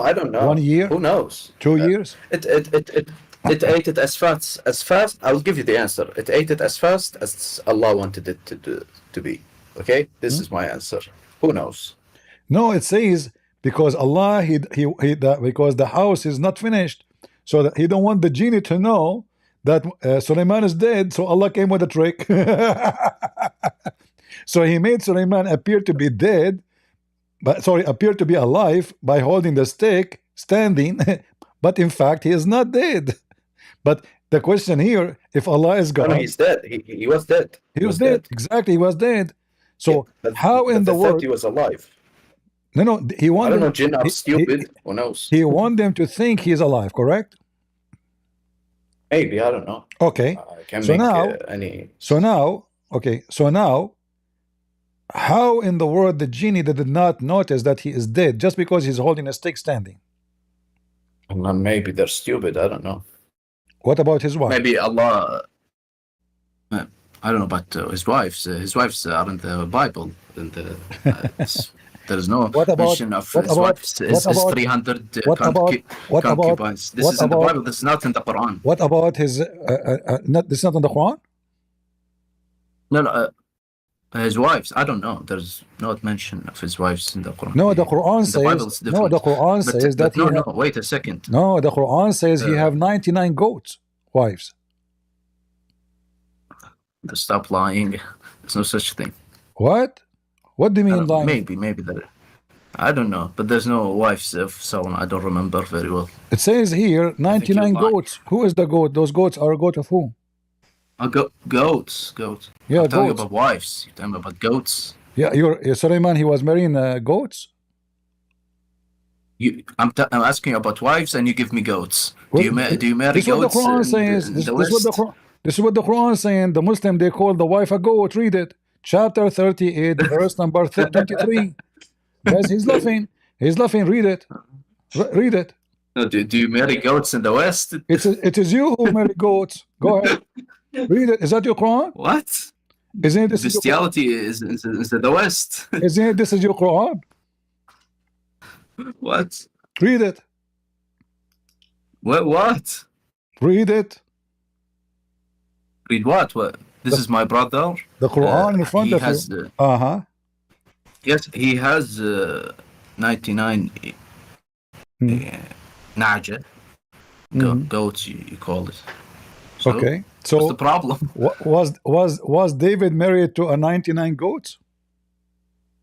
Who said Mary? Are you trolling, Christian Prince? I don't have time for your trolling. If you ended this discussion, I will leave. You want to leave? What if Yes, I, if you keep trolling, like this, I don't have time for okay, this. what if I prove to everybody in front of everybody that this is what your religion believe? He have 99 wives, and the Quran called them goats. What you would do? Who says so? Who says so? Okay, here we go. Read with me. You speak Arabic. I will show in Arabic. I will show in English. All right. I will read in Arabic. I know, but I'm saying I will show to people who don't know English, Arabic. Sorry, I will show them the English version of it. Or you translate for us. Go ahead. So here, this is Tafsir al-Tabari, and this is the official government website of Saudi Arabia. It says here, read with me carefully. Yes. This is about who? وذلك أن داود كان له فيما قيل 99 امرأة. Yes. So who are the goats? The 99 goats? Wait, what is this? This is tafsir. This is tafsir. This is tafsir. Al-Tabari. First of all, we don't know if it's authentic or not. This is a first. Secondly, this is the goats might be a mahr, a dowry. No, he is saying to you that his goats are the wives. I'm not saying they are goats, by the way, but the Quran. Who said so? Who said so? The Quran is calling them goats. It's you who laughed at me, saying when I say to you in the Quran, it says that David, he have 99 goats wives. The Quran called them goat. You stuff. This is in the West. This is in the West. Told you. Huh? No, I first told you if it's authentic or not. We don't know. So what are you talking about? I don't even know what you're talking about. My friend, is At-Tabari is one of the highest scholars ever in the history of Islam, and he is the oldest scholars in tafsir. Exactly. So why At-Tabari its narrations are authentic? Why At-Tabari saying it is 99 goats? Christian Prince, I don't know what your name is, but scholars in tafsir don't include authentic hadiths or authentic narrations in their tafsir. They bring all sorts of stuff, and also from the stories of Israelites. Okay, give me one interpretation you agree with. About what? About this. It's 99 goats. Tell me, give me any scholars you agree, you choose to read what he's saying about this verse. I don't tafsir this verse. I don't know what this verse is talking about. Like I told you, I'm not a scholar, but you're telling me this is in Nahada. Okay, but I show you what the scholars they say. I show you what the scholars they say. You wash your hands from them. Yeah, but I have to. But I have to go check and if it's authentic or not. Okay, listen. This is not how we read our religion. Listen. We need to make sure. You remember when you came to in the beginning, start talking to me? I said to you, give me any strong proof that Islam is really from the true God. What you gave me? You gave me nothing. Until now, everything I showed you proved the Quran to be a stupid book. Muhammad is bewitched. Muhammad is imagining things. Muhammad, he thinks the sun sets in murky water. Muhammad, he is explaining where the sun goes. I never said so. I never said it sets in a murky water. It's not up to you. We see it every day. It's not up to you. It's a perspective. It's a perspective. It's Arabic. It's Arabic language. We know it better than you. You are fabricating Quran. You are adding words. No, you are, bro. You are. Well, isn't it? You're not going to teach us our religion. You lie to your audience, not to me. I am showing you. We know our religion. We know our language. We know our. I'm showing you what your prophet said, not what I said. You didn't ask me. You didn't ask me about proof that. You asked me if the prophet is bewitched. What's up with that? So if the prophet is bewitched, he's not a prophet. Sure, he's not. Sure, because then he can say Quran, which is not from God. He's bewitched. What? No. If I am bewitched, okay. I told you. Explain I told you the message. Explain to the audience what the message is protected. Listen, The message is protected, but the one who will deliver the message not protected. How that can be? Yeah, it's possible. It's the Quran. إِنَّا But نَحْنُ نَزَّلْنَا الذِّكْرَ وَإِنَّا لَهُ لَحَافِظُونَ. Okay, you just mentioned to me You a know the verse verse? to prove the Quran to be false. You said Allah He sent. What? Yeah, Allah He sent the Quran. You said to me Allah He sent the dhikr and He is going to protect it. Is a dhikr is the Quran? Yes. No. Quran. No. The whole thing. يعني. No. The Quran. No. What do you mean no? Read with me. What do you mean no? No. You Muslim do not know. So you see, when you want to go and take the interpretation and when you want Are you seriously gonna go with this? What? You lied to your audience, not to me. I know what dhikr means in that verse. Arabic language has many uses for this dhikr. Okay. Maybe it means dhikr, maybe it means. Okay, listen. In that verse, it means Quran. That's it. All right. This is the majority of scholars. Okay, listen. Is a dhikr came before the Zabur or after? The Quran? A dhikr, I don't know. No. The word which one, of Allah is which came after? Which came before? What do you mean? The Quran is Zabur? What? And Muslimin explain to the people what is the word az-Zabur? What is az-Zabur? No. These are the books, the words of God. The words of God are beyond space and time. There is no before and after. What do you mean before? That there is after. There's before. No. There isn't. It's from beyond space and time. It's beyond even creation. And it's we don't. So we believe it was always there. It's written. Okay, hold on. Everything was written before creation. Read with me this verse. You said al-dhikr is the Quran. So what is this verse? In that verse. What this verse? In that verse only. In that verse. No. Yeah. No. That verse. Read this verse for me. Chapter 21, verse number 105. That's another verse. Exactly. But it's a dhikr. I'm telling you. So it's confirmed to us that a dhikr is okay, listen. A dhikr is something came even before the book of Psalm, according to the Quran.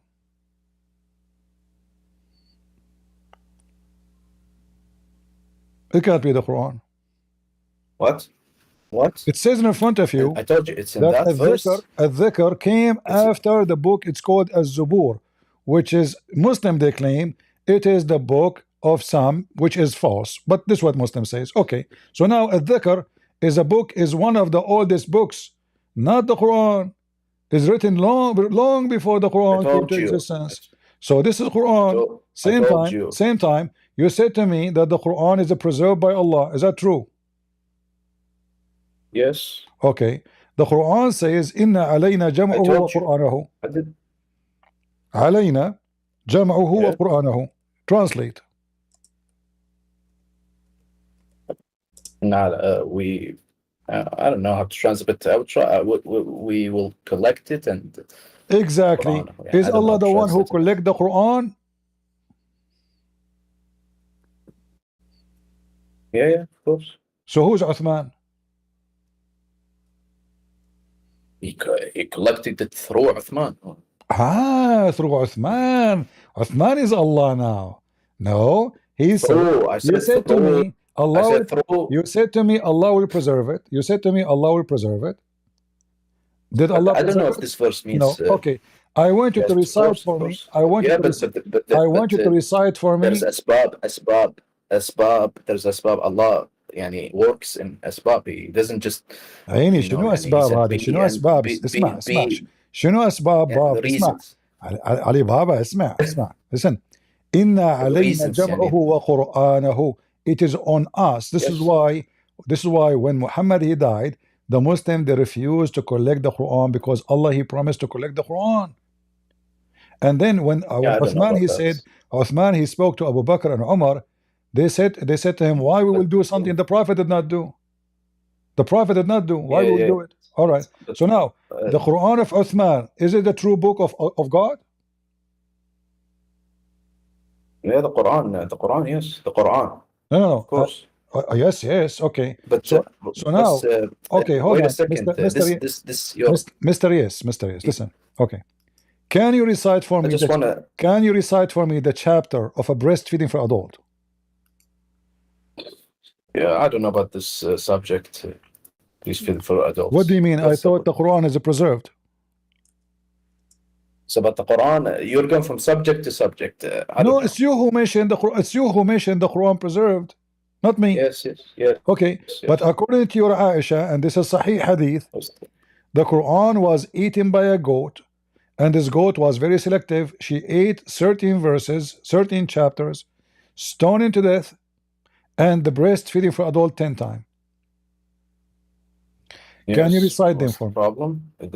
Can you recite the preserved Quran for me? I want to hear from you the breastfeeding for adult 10 time verse. It's mansukha, it's forgotten. What? It's abrogated. It's abrogated and it was forgotten. Okay, guys, did he say it's abrogated? Did he say abrogated? Okay. It says abrogated by 5. It's abrogated by 5 times. It's abrogated. Should be in the Quran still, because the Quran is full of abrogated verses. Why you want to take them off? Who allowed you? Abrogated. So it says the goat ate it. Okay, now what the verse? He didn't ate the mushaf, the papers. Okay, but you said to me Allah is going to protect it, but this is the book of Muhammad. The Quran is not a piece of paper. It's not It is. Otherwise, what do you mean it is? The Quran is a word of God. Okay, listen. The Quran is the word of God. It's not a piece of paper.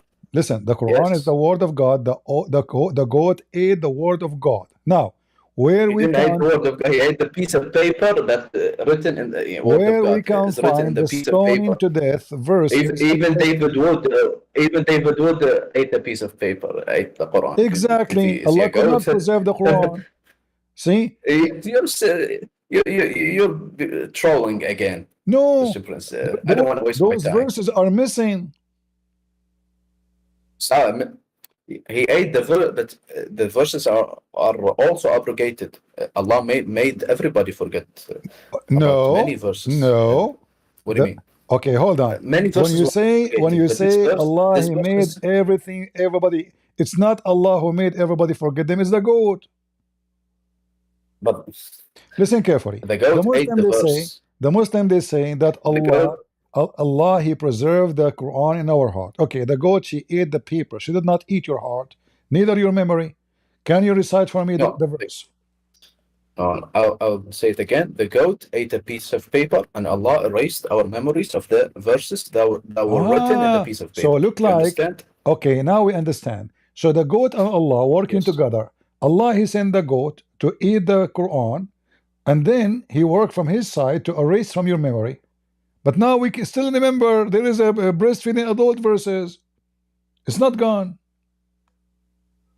Did we forget about the verses?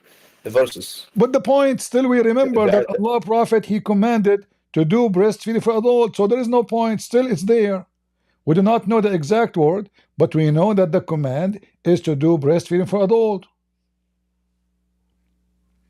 The command of rajm, the stoning you're talking about, and the breastfeeding. No, I'm asking you, listen. Okay, can you explain to the audience why? Yeah, because you see, no, just I want to explain. Allah can abrogate a verse, but the law could stay as sunnah, not as a verse. It's the law stays, but just the verse were abrogated. The it can stay. Just the verse were abrogated in the Quran, but it stays. So as a law, it stays in the Sunnah. This is our Sunnah. So still you have to practice it. So why Allah will make you forget it? I don't know. Ask him. Okay, explain to me now. I want to convert to Islam. I want to practice breastfeeding for adult. How a Muslim woman she would do that to me? Explain to me. Go ahead. What blasphemy for do? It says in front of you. I don't know about this. I don't know about the what is this? I don't know about this subject. I'm telling you. You're a prophet. He command women. Even Aisha, she did that. She command her sisters. Anyone want to enter upon Aisha, a man, any man, he have to suck their nipples 10 different times. You see, I'm not a scholar, but I remember that most of scholars and companions went against Aisha on this subject. This is what? This is not true. And this is ijtihad. She made this, but it was a mistake. It was a mistake. You are correcting Aisha now from her, because most scholars and companions went against her. We can't correct her, but the companions there. Can you show me any companion? Can you show me any companion he corrected her? I can show you, of course, but right now. Yeah, show me. You're making things up. I can't. No, I'm not, man. You're making things up, my friend. No, I'm not. How do I show you? I will give you 10th century to show me that. What? Do you want me to show me now? Show me the reference for which say it.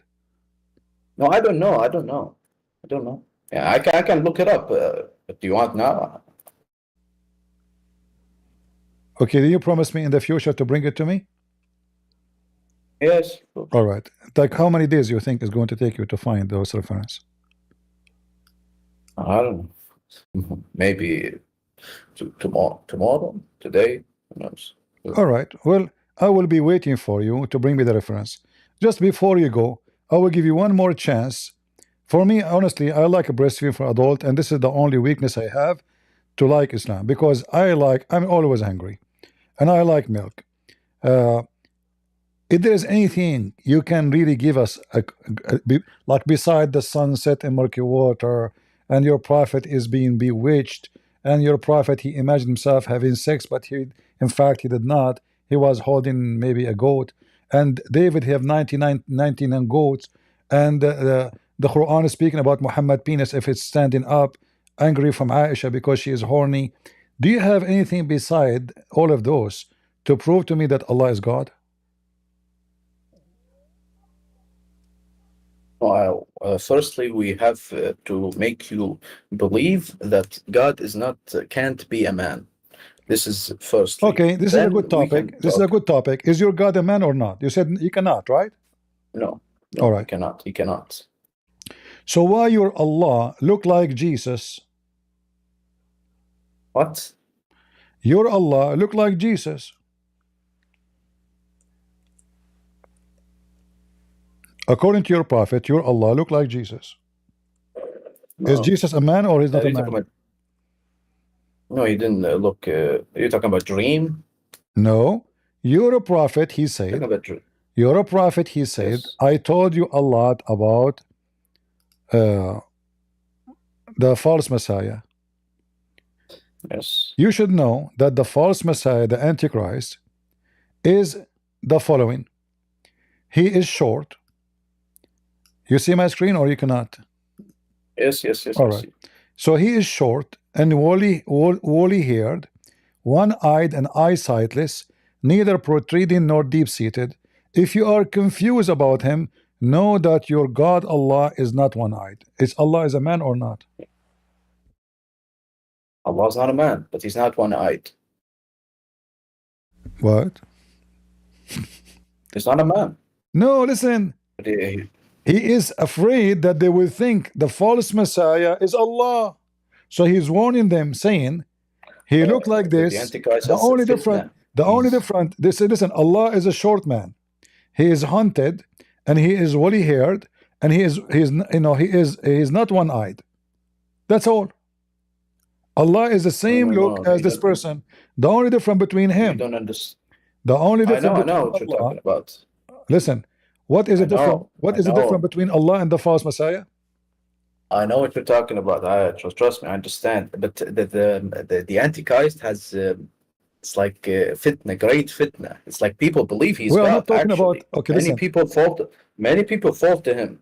It's great fitna. It's like this is not the question. Hypnotized. He is talking about their look. He's talking about the look, how their face look, Yeah, Okay, yeah, because Allah has two eyes.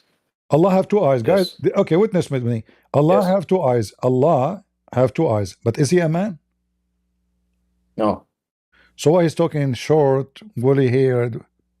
What is this about? The only difference between the false But Messiah, the Antichrist. the only difference between the false Messiah and the true He didn't say Allah. it's the only difference. He Listen, didn't say this is the only difference. He said, people will actually believe. No, he said, he is telling them how to recognize which is who.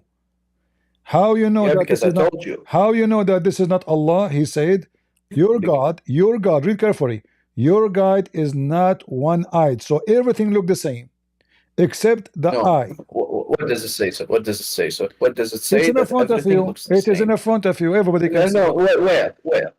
It's in front of you. What does it He say? is short. Allah is Where? short. It's in front of you. What is the word saying? Okay. What is I the have word told saying? you so much about the Dajjal Antichrist that I'm afraid they are not understand. And what he is saying, if you are confused about what? If Allah is not a man anyway, the Dajjal is a man. Yeah, because yes. Okay, why the Muslim will be confused about how if he is Allah or not? If the Dajjal is a man, the Dajjal is a man. I hear you. Trust me. We also the same because the fitna, the Dajjal is a great deal. He's the great deceiver. Some people believe actually he's God. What is the word deceiver in Arabic? What the word deceiver in Arabic? مخادع. Any other word? Liar. يضل مضل. No, مضل no. Mudal is not deceiver. Leads astray. No, it leads astray. It's I don't know in English, the one who leads astray people.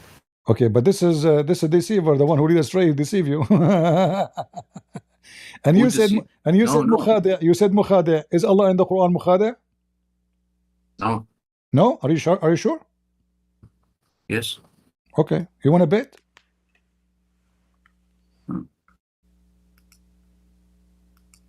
Did you go into the verse that يخادعهم?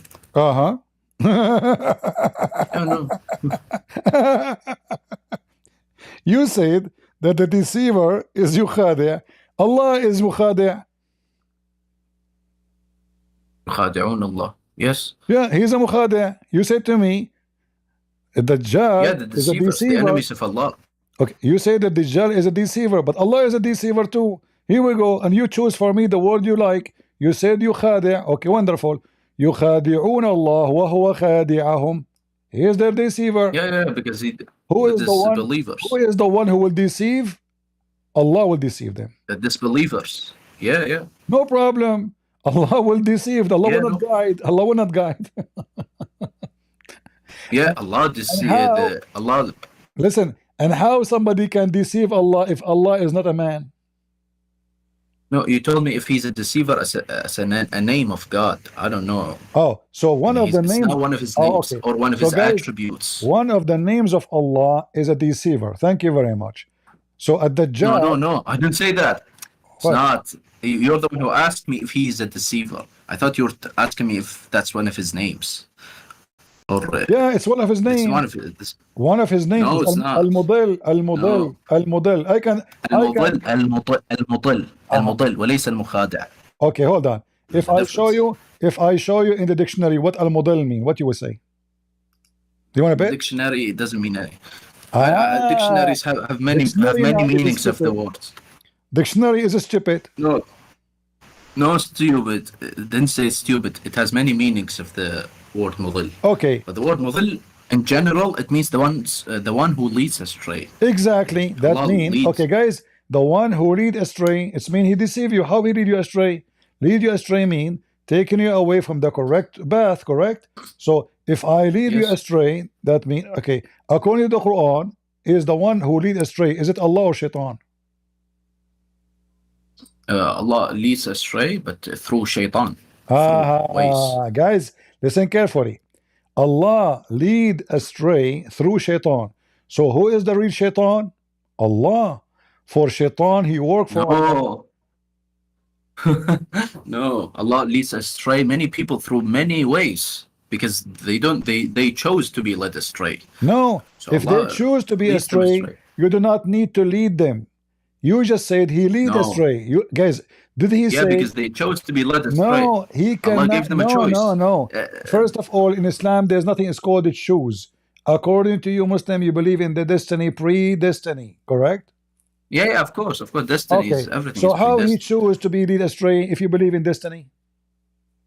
Well, the destiny in Islam is everybody chooses, yes, but absolute freedom is for God only. No, there's nobody choosing Islam. Do you agree? You are making things up. No. Yeah.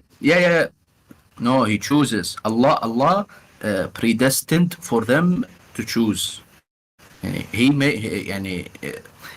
Means he predestined that you choose this path. This path. Okay, guys, listen carefully. So, guys, Yeah. Allah he predestined for you to choose this path. But that means they did not choose anything. Yes, of course. That means he is the one who made them choose that path. Okay, listen. When Adam commits sin, yes, did Adam commit sin, or Allah forced him to commit sin and choose that path? Allah predestined for him to commit this sin. Exactly. So Adam is a victim of Allah. Adam is a good guy. Allah is a bad guy. No, he's not a victim. How is he a victim? He chose. No, you said he predestined for him. This is how destiny is. This is how Allah. There is no creature on this earth that has absolute freedom. Only Allah has freedom. Listen. Yes, absolute freedom. When Adam he commits sin, is that because Allah, before he created Adam, he decided that Adam should go and eat from this tree, and that will make him commit sin, or it was Adam's choice to eat? It's Adam's choice. Are you sure? But it was also by destiny. How it's the same thing. It can't be both. It can't be both. If it's a choice, it can. In Islam, it can. I don't know about Christianity, but in Islam, it can. Okay. No, it cannot be. It's only one What side. do you mean it cannot be? Yeah, because if I can choose, that means I can choose to say no. Can I choose no? No. See? Okay, so it's not the point. Allah created I us can say free. no. Okay, if I rape a woman, and it's my destiny to rape this woman, can I say no? I will not rape her. No, correct? No, the destiny for human beings. You see, we can choose our actions freely. No, for human beings. Okay, let us focus on Adam. Let's focus on Adam. Listen, can Adam choose his choice to eat from the tree or not to eat from the tree? Of course, he can choose. That's false. Your prophet, he got you busted. No, he can choose. Your prophet got you busted. He chose this. No. There's no such thing. Okay. Read with me carefully. This is your prophet explaining what happened to Adam. According to your prophet, according to your prophet, by the way, he is a best in history. He have a flight. He have a flight of time. He have a flying carpet. He fly in time. So according to him, you're a prophet, and Adam, they have an argument. How Adam and Moses, they have an argument, nobody knows. So according to your prophet, yes, Moses, he said to Adam, you are our father who deprived us and caused us to be expelled from the paradise. Who's talking? Moses. Because of your sin. This is Moses talking. Okay. Adam said to him, yes, O Moses, Allah chose you to speak with and wrote the Torah for you with his hand. Are you blaming me for something Allah had decreed for me 40 years before he created me? Your prophet continues saying, thus Adam won the argument. Thus Adam won the argument 3 times as usual. So can we blame Adam for his sin? Yes, of course. And now blame him for he's a prophet of God. No. Moses is a prophet too. Listen carefully. He just arguing with him. Listen, no. Moses is asking Adam, saying to him, because of you. Adam saying to him, are you blaming me for something Allah decreed? You said to me that it is a choice of Adam. No. Yes. No, it's not. No, it's the set. It's the same, and it's even it's his choice, but it was also predestined. This is how destiny My is friend, in Islam. Adam, he reject what Musa said. He did not say it's my choice. He said it's only decree of Allah. He said I have no choice. Don't make things up. Yeah, he just means don't blame me, and very much, and No, guys, don't blame me very much. He said that. He said don't blame me very much. No, blame me this is something. in Arabic, and no, in Arabic. and he doesn't. Listen, Mr. Yani, listen. Are you blaming me? He said, are you blaming me for something 40 years decreed for me before I'm created? Yeah, this is in Arabic. Which mean Adam saying I have nothing to do with it. No, of course he had it's his sin. No, he have nothing to do with it. Listen, did he say? Did he say to him, you can blame me little, not too much? No. He said, are you blaming me? Questioning his intelligence. Yes. So you cannot blame him because it was a destiny decreed. Now you cannot. Nobody can change it. That's it. By Allah, 40 years before Adam creation. Yeah. What? Yeah. So why Adam was kicked from heaven? Because he chose to disobey. Guys, he keeps saying to me, chose to disobey.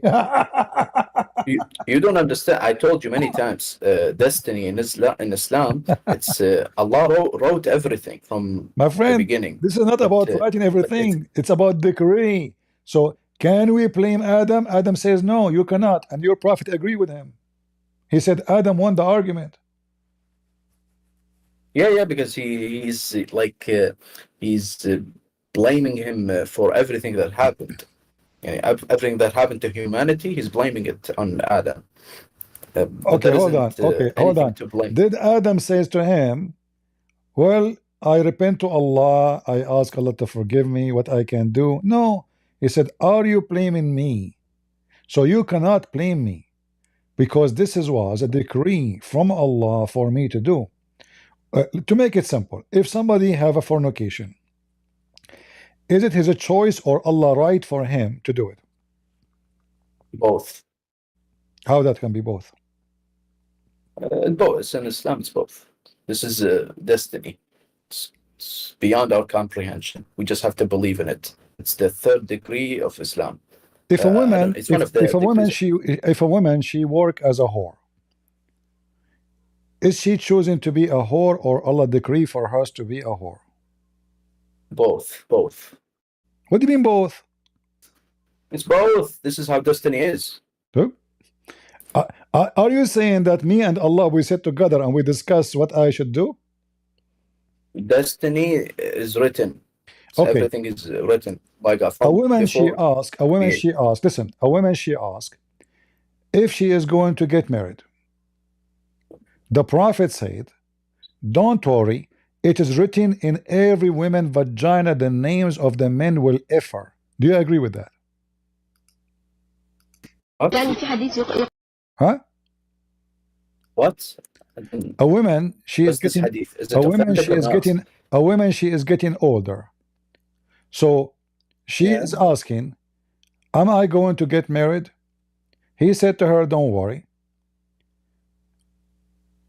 Any man, whoever a man will if you, it's not a choice for you, you get married or not. You will be ifed if it is written in your vagina.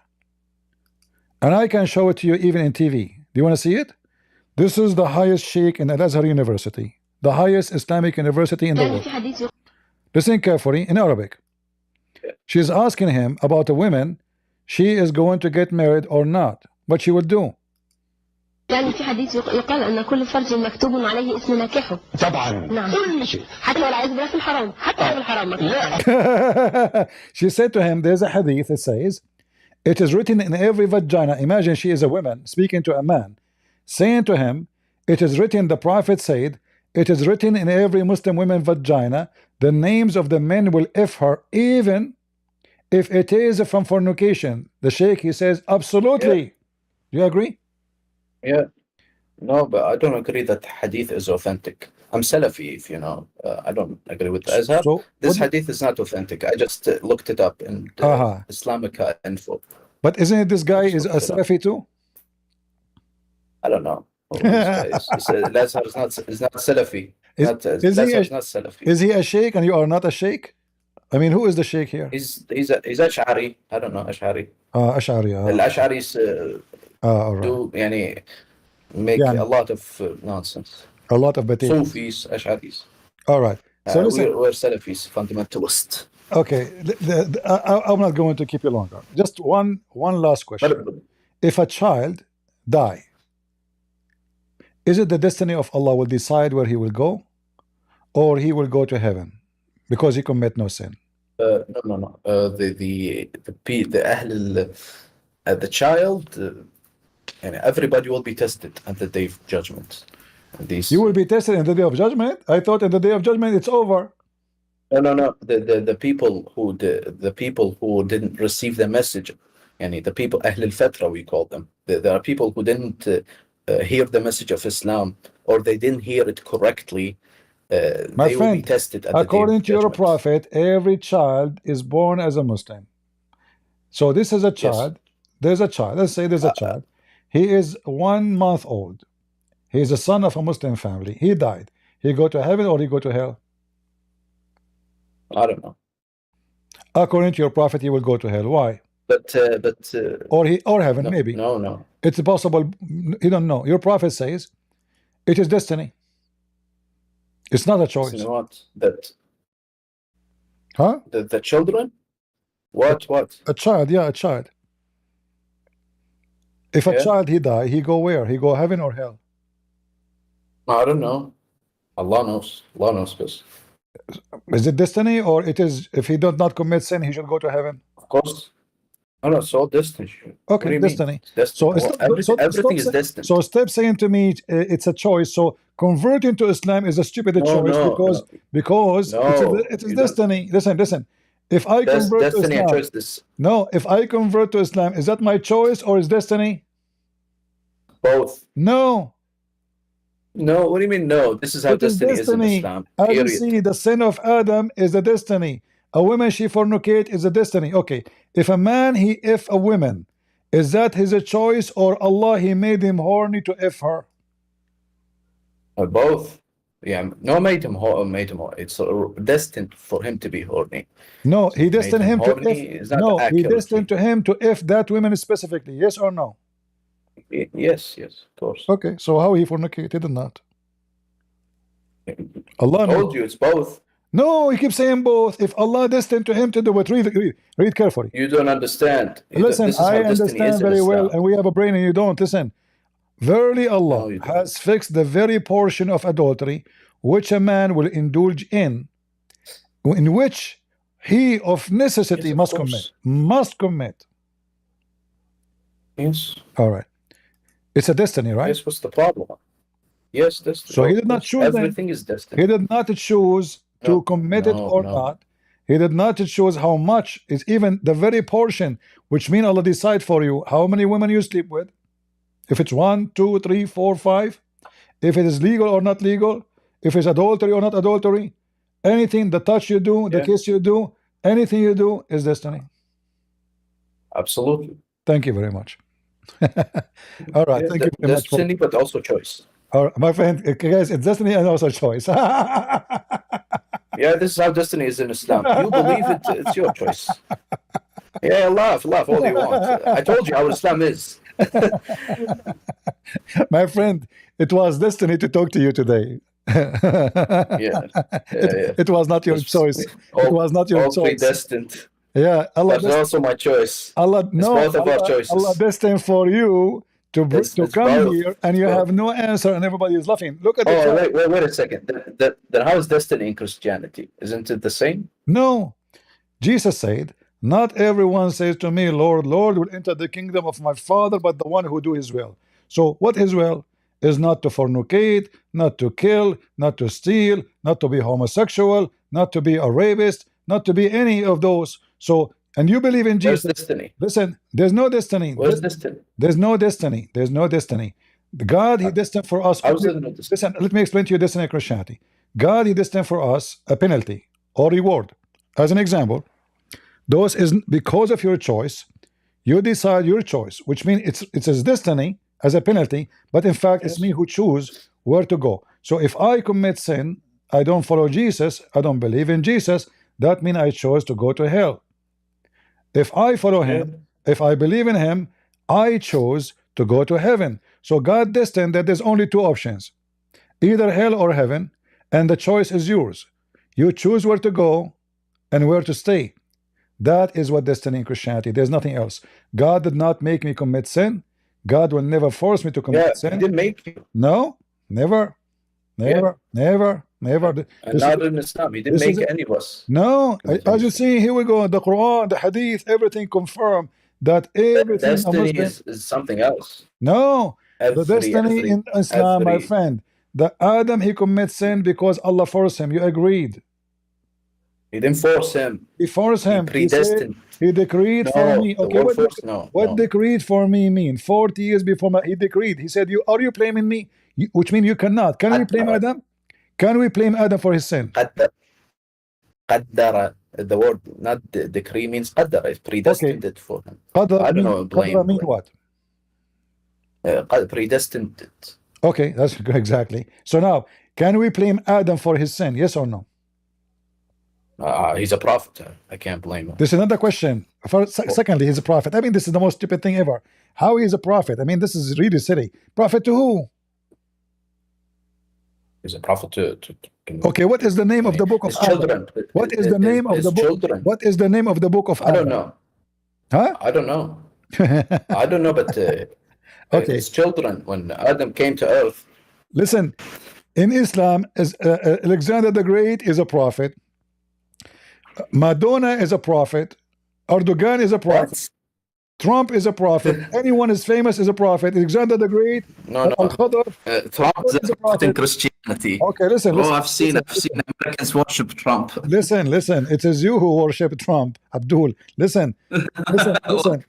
Listen. Okay, hold on. What if I show the name of Trump in the Quran? I have no time to waste, Christian Prince. See, you're afraid you will be in the corner. Trump in the Quran, you're beginning trolling again. I've spoken with you. You're trolling again. I have no time for your trolling. So okay, hold on. I have to take my. Okay, hold on. Listen. What do you mean I'm trolling? What? It's in the Quran or not? What? Trump. I have no time. Do you have any questions for me, or I go? You want to go? You don't want to meet with Trump in the Quran? I have no time for this nonsense. I answered all your questions. All right. Listen, my friend. Your God, he keep talking about Trump everywhere in the Quran. Even, do you see it? Trumpet, you're listen, I told you. Before you go, according to the chapter we are reading right now, there's a people, they are called Gog and Magog, and they are not human. And there's a guy, his name is Zulqarnain. He built a dam between us and them. Where we can find the dam? No, they're human. They're human. They're human? Yes. Well, the hadith says they sleep inside their ears. What? They sleep inside their ears. What do you mean? Their ears is big. Sleep inside their ears? Uh-huh. There's no such thing. The Gog and Magog, a lot of people said they're underground. Underground? But if they're underground, why he built a dam between two mountains? The mountain it's like a hole in the ground between two mountains. It's also in Kazakhstan, by the way. It's Kazakhstan too. It's Kazakhstan too. Because that's the place. Yeah. This is the place. This is the place. This is the place. All right, Merv. All right, go for it. Adventurers went for it. All right, my friend. It's the same place. Exactly. Between two mountains, there's I know. The dam. Their dam. All right. And Gog and Magog, they are now behind the dam, and they are trying to make a hole. Correct? Not behind, in the ground. Where? Okay, underground. Hold on. Okay, hold on. Where you get this is that this is under the ground. Where do you get this from? because there are many hadiths that speak that they don't see the sunlight. So this can only happen in the many hadiths imply that they don't see the sunlight. That's false. When they finally break. No. When they dig the wall, they will see the light from the other side. It's not about they don't see the sunlight. Yeah, but exactly. but okay. No. Now, Gog and Magog. No, it doesn't really mean. Yani, people explain that they don't see the sunlight, and many people and many scholars said they are underground. So you are we saying can see them right now. How can we not see them? We have all this airplanes. We don't see any people. Exactly. So they are not. So they are not there. Exactly. No, they're underground. These people. How you know they're under the ground? But we believe. You don't have to believe. You're a Christian. I see. I know. You see what I have. I have proved that this is not be true because your prophet said it clearly. They are digging every day trying to come out, and they keep trying to come out, but they cannot because Allah He closed the hole, which is where they live, which is behind the wall. Correct? Yes. Yeah. Yes. How come we cannot find them if they are under the ground? Even we have map of under the ground. You said they are a human, right? You said they are a human. Yeah, they're a human. And according to your prophet, 1,000, one of them will make 1,000 of us, which means they are many times double of us. If we are 7 billions, they are 7 trillions, correct? Yes. All right. So the 7 trillions, they are under the ground, but we cannot find them. How come? I don't know. Allah hid them. They're hidden. I told you what the place. I told you the place. It's in Kazakhstan. There are many people who went there. By the way, they saw the dam. Really? They saw it too. Yeah. They saw the place. Are you sure? Are you sure? Like I told you, it's. Of course, we're not sure 100% because this is something in the Quran. But people believe this is the place. It's in Kazakhstan. All right, all right. Well, thank you very much for being here with us, my friend. It was destiny to talk to you. It was destiny to debate. Yes, it was also our choice. It was a destiny to show the truth about Islam. Thank you very much. It was also our choice to show the truth. All right, all right. I hope to see you again. It was a destiny to talk to you. Guys, do you like the pictures of Gog and Magog? And look, even I told AI to write the apartment number of Gog and Magog. I don't know if the number will show to you. I have the address of Gog and Magog where he lived. This is Gog. The Magog is next door. All right. If you notice, there is a sign next to it. It says Gog. It's just for the mail delivery purpose, So, like, if at the post office they came to deliver mail to Gog and Magog, they will not like which one is Gog, which one is Magog. They look the same, and it's confusing. So, like, hello. Oh, this is Gog? Sorry, the wrong door, okay? You go to Magog now. And Magog, the difference between Gog and Magog, as I understand, that Magog, he liked to drink Coca-Cola.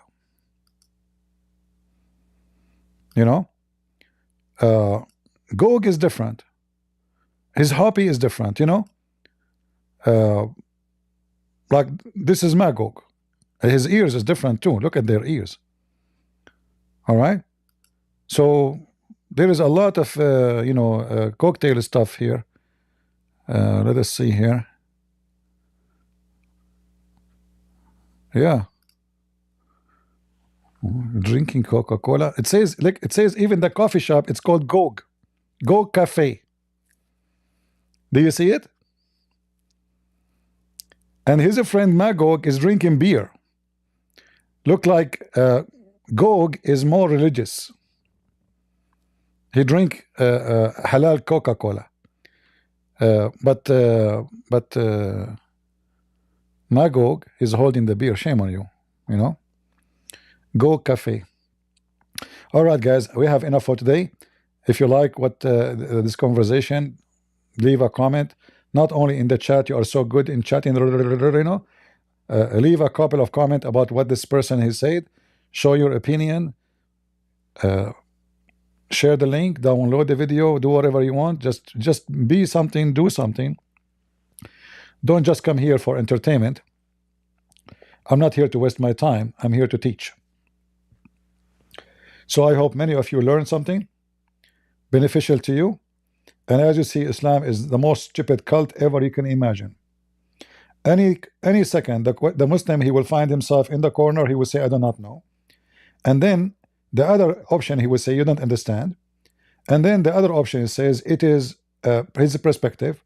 Like they have certain words they use to they think by using those phrases, they are convincing. But all of us, we knew that they were in a very bad shape, and Islam looks so dummy and so stupid. And as you know, and as always I say, if a fool like Muhammad can fool you, how fool are you? Do you even need for a second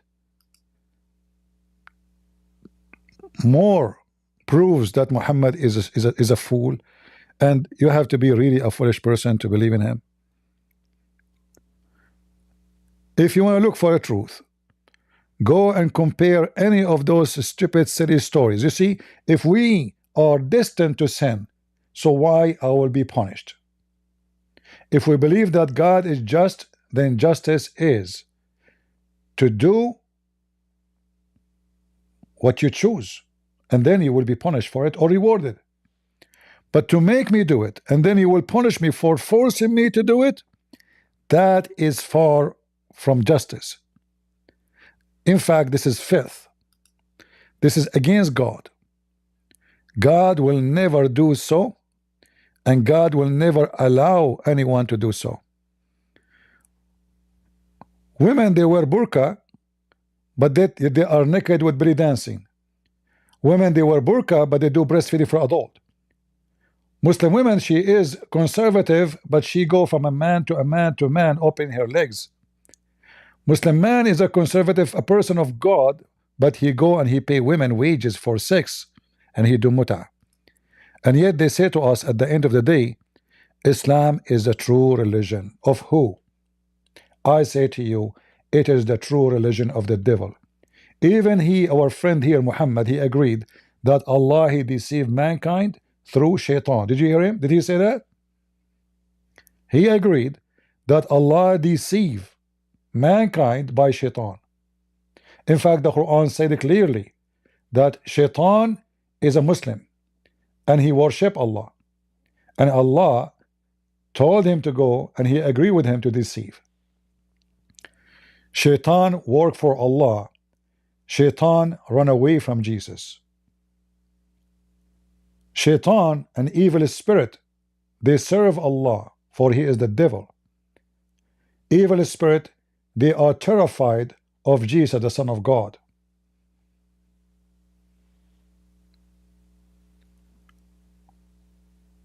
When the demon, they see Jesus, they say to him, what do you want from us, O Son of God? What do you want?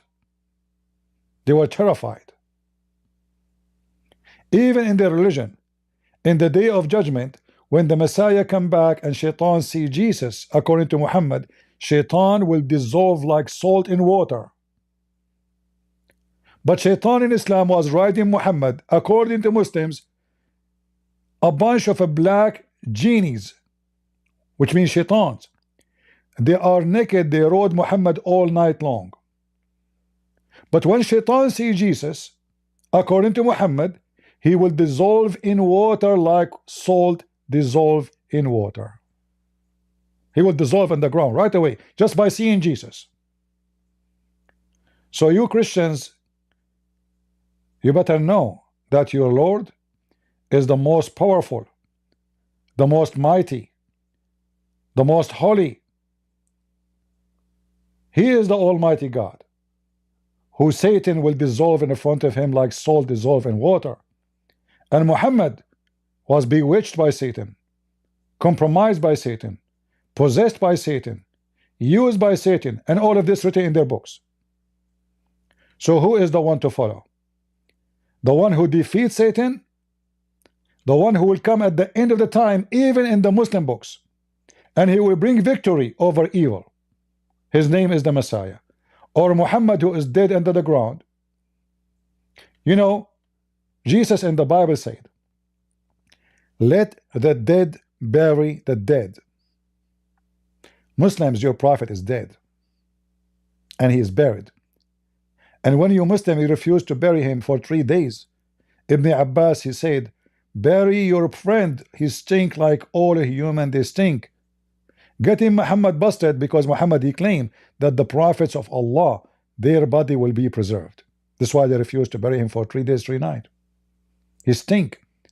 A hadith says, idfunu sahibakum faqad raba batnahu. Bury your friend, for his belly become like a pregnant woman. This is from the gas. When a person he die, whatever food inside him is going to be consumed by bacteria and will make gas, and his belly will get bigger, bigger, bigger.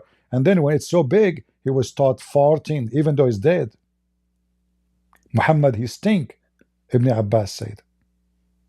Bury him. He kept farting even after dead. Other hadith says, his fingers, they bent down, and his nails became a green. In the same time, we the Christians, called in the Quran the people of the book, Muslims are not. The same time, the stupid Muslim, they say your book is corrupted, but the stupid Quran call us people of the book. So how we are people of the book if we don't have a book?